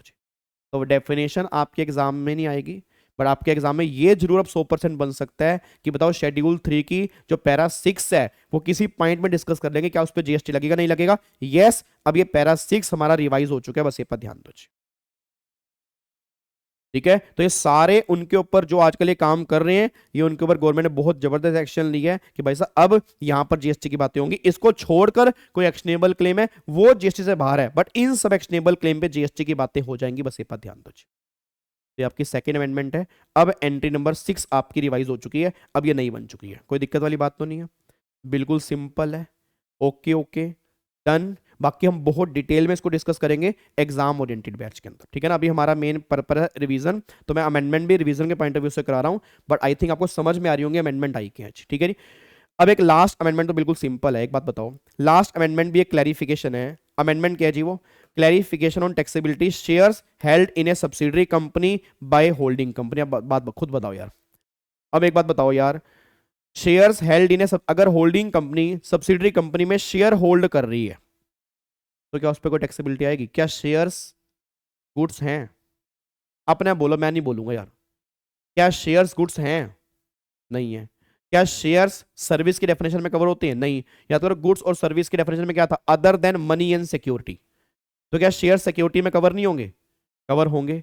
तो अगर वो सिक्योरिटी में कवर होंगे तो क्या जीएसटी लगना चाहिए? नहीं। तो ये क्लैरिफिकेशन गवर्नमेंट ने इंसर्ट कर दिया कि भाई इसको मैंने गुड्स और सर्विस से बाहर निकाला हुआ है, तो शेयर्स यहाँ पे कवर नहीं होते, तो इसलिए यहां पे इस एक्टिविटी को हम जीएसटी से बाहर निकाल रहे हैं, इस पे कोई भी जीएसटी एप्लीकेबल नहीं होगा। ये भी एक क्लैरिफिकेशन यहां पे निकल के आई है। रोहन, जो यहां पे ट्राइब्यूनल है ना, जो यहां पे ट्राइब्यूनल है और वहां रिवर्स चार्ज वाले में फर्क है। रिवर्स चार्ज में ट्राइब्यूनल कौन सा है? Arbitral tribunal. और नेगेटिव लिस्ट में कौन से हैं? जो लॉ में एस्टेब्लिश हैं, जैसे एनसीएलटी हो गया, आईटीएटी हो गया, ये लॉ में एस्टेब्लिश हैं। आर्बिट्रल ट्राइब्यूनल लॉ में एस्टेब्लिश नहीं होता, इट मींस उस पर टैक्स लगेगा, वो रिवर्स चार्ज में कवर होगा। क्या बात समझ में आ रही है जी? पक्का पक्का। तो फाइनली अब जाकर ही हमारा ये चैप्टर खत्म हो जाता है इसी के साथ, और 2 चैप्टर हमने अच्छे से रिवाइज कर लिए। अब फटाफट से 3 अमेंडमेंट कंक्लूड कर रहा हूं। अब देखो जी, चैप्टर नंबर 2 सप्लाई के चैप्टर में 3 अमेंडमेंट आई हैं। अमेंडमेंट नंबर 1 आई है शेड्यूल 3, आपको रिकॉल करनी है। शेड्यूल 3 का पैरा नंबर 6, वहां पे पहले क्या था? Actionable claim other than batting gambling lottery. तो मतलब सभी एक्शनेबल क्लेम पे जीएसटी नहीं लगेगा, बस बैटिंग गैम्बलिंग और लॉटरी पे लगेगा। अब नई एंट्री क्या बन चुकी है? Actionable claim other than specified actionable claim. अब स्पेसिफाइड एक्शनेबल क्लेम को डिफाइन कर दिया। बैटिंग गैम्बलिंग लॉटरी आज भी है, ऐड क्या कर दिया? कैसीनो ऐड कर दिया, ऑनलाइन गेम्स यहां पे ऐड कर दिया, और तीसरा हॉर्स रेस यहां पे ऐड कर दिया, और क्रिप्टो करेंसी बिटकॉइंस भी आपके उसके बीच में इंक्लूड कर दिए। मतलब अब इन 6 आइटम्स पर गवर्नमेंट कह रही जीएसटी लगेगा, उसको छोड़ के एक्शनेबल क्लेम पे जीएसटी नहीं लगेगा। अमेंडमेंट नंबर 1 तो ये है। अमेंडमेंट नंबर 2 ये निकल के आ रही है कि जो जहां पे आप मूवीज देखते हो, मतलब मूवी हॉल के अंदर रहते हो, वहां पे आपके मतलब खाने पीने के स्टॉल भी होते हैं, मतलब वहां पे दुकानें भी होती हैं, तो उन दुकानों को हम क्लासीफाई कैसे करेंगे? पहले नहीं था, बट अब गवर्नमेंट ने क्लासीफाई कर दिया कि एज ए रेस्टोरेंट सर्विस की तरह तुम क्लासीफाई करोगे। सिनेमा हॉल उसकी टिकट अलग है, रेस्टोरेंट सर्विस अलग है, दोनों पे अलग अलग जीएसटी लगेगा। बट अगर दोनों का कॉम्बो बना के मिल रहा है कि भैया 500 रुपए की टिकट है, साथ में एक पॉपकॉर्न भी है, मूवी की टिकट भी है, देन मिक्स सप्लाई है, तुम सॉरी कॉम्पोजिट सप्लाई है, तुम मिक्स सप्लाई ना मान लो। इसलिए गवर्नमेंट ने खुद ही कह दिया कि मूवी की टिकट प्लस में पॉपकॉर्न या नाचोस जो भी हैं, इसका कॉम्बो अगर मिल रहा है, ये कॉम्पोजिट सप्लाई है, तो प्रिंसिपल सप्लाई का रेट लगेगा। मतलब मूवी की टिकट प्रिंसिपल सप्लाई है तो पूरी वैल्यू पर वो रेट एप्लीकेबल हो जाएगा। ये आपके सेकेंड अमेंडमेंट। अमेंडमेंट नंबर 3 ये निकल कर आ रही है, होल्डिंग कंपनी सब्सिडरी कंपनी में शेयर होल्ड कर रही है तो कोई टैक्सेबिलिटी की जीएसटी में बात नहीं होगी। अच्छी बात है, होल्ड कर रही है, होल्ड करने भी चाहिए, कोई दिक्कत वाली बात थोड़ा है। तो बट शेयर्स आपके सिक्योरिटी में कवर होते हैं, और सिक्योरिटीज ना तो गुड्स होती है ना सर्विस होती है, तो उस पर जीएसटी की बात नहीं है, तो वहां पर भी कोई जीएसटी की बात नहीं होगी। ये आपकी तीसरी अमेंडमेंट आई है जी, बस ये अमेंडमेंट आई है सप्लाई के चैप्टर में। आई थिंक आपको समझ में आ गई होगी जी। क्या आपको मेरी बात समझ में आ रही है जी? पक्का पक्का। तो बस अब जाके हमारे 2 चैप्टर खत्म, फिर कल दोबारा से मिलूंगा आपको, और कल कल कल कल कल भी हम मिलेंगे रात को 9 बजे। ठीक है, कल हम रात को मिलेंगे 9 बजे, और आज हमारी 8 बजे क्लास थी तो काफ़ी सारे बच्चे लेट ज्वाइन किया, तो कल हम मिलेंगे 9 बजे, और 9 से लेके वही 10 सवा 10 तक हम यहाँ पे रहेंगे। कल हम करेंगे कॉम्पोजिशन लेवी, वो चैप्टर करेंगे, एंड टाइम ऑफ सप्लाई। मैं दोबारा बोल दूँ, ये बुलेट रिवीजन है, माफ़ी चाहता हूँ कान पकड़ के अगर आपको नहीं समझ में आया, बट मैंने पूरा एफर्ट्स लगाया उन बच्चों के लिए जिन्होंने पहले जीएसटी पढ़ा है। अगेन बोलूंगा, जब एग्जाम ओरिएंटेड बैच करेंगे उसमें हम डिटेल में अच्छे ढंग से डिस्कस करेंगे, साथ में क्वेश्चंस भी डिस्कस करेंगे। Thank you so much, God bless you, love you all. और अगर अच्छी लगे तो लाइक जरूर करना, कमेंट जरूर करना, क्योंकि आपका यही मेरा मोटिवेशन है, यही मुझे एनर्जी देता है। थैंक यू सो मच यार, love you all, bye bye. फिर मिलते हैं कल वाली क्लास में। जय हिंद, God bless you, love you all, bye bye जी, गुड नाइट। हाँ पूजा, अमेंडमेंट की नोटिंग मैं दे दूंगा आपको, अमेंडमेंट के नोट्स मैं आपको दे दूंगा, ठीक है। Thank you so much. वैसे आपके वेबसाइट के ऊपर है ये वेबसाइट के ऊपर भी है, अगर आप जाओगे आईसीए की वेबसाइट के ऊपर भी है।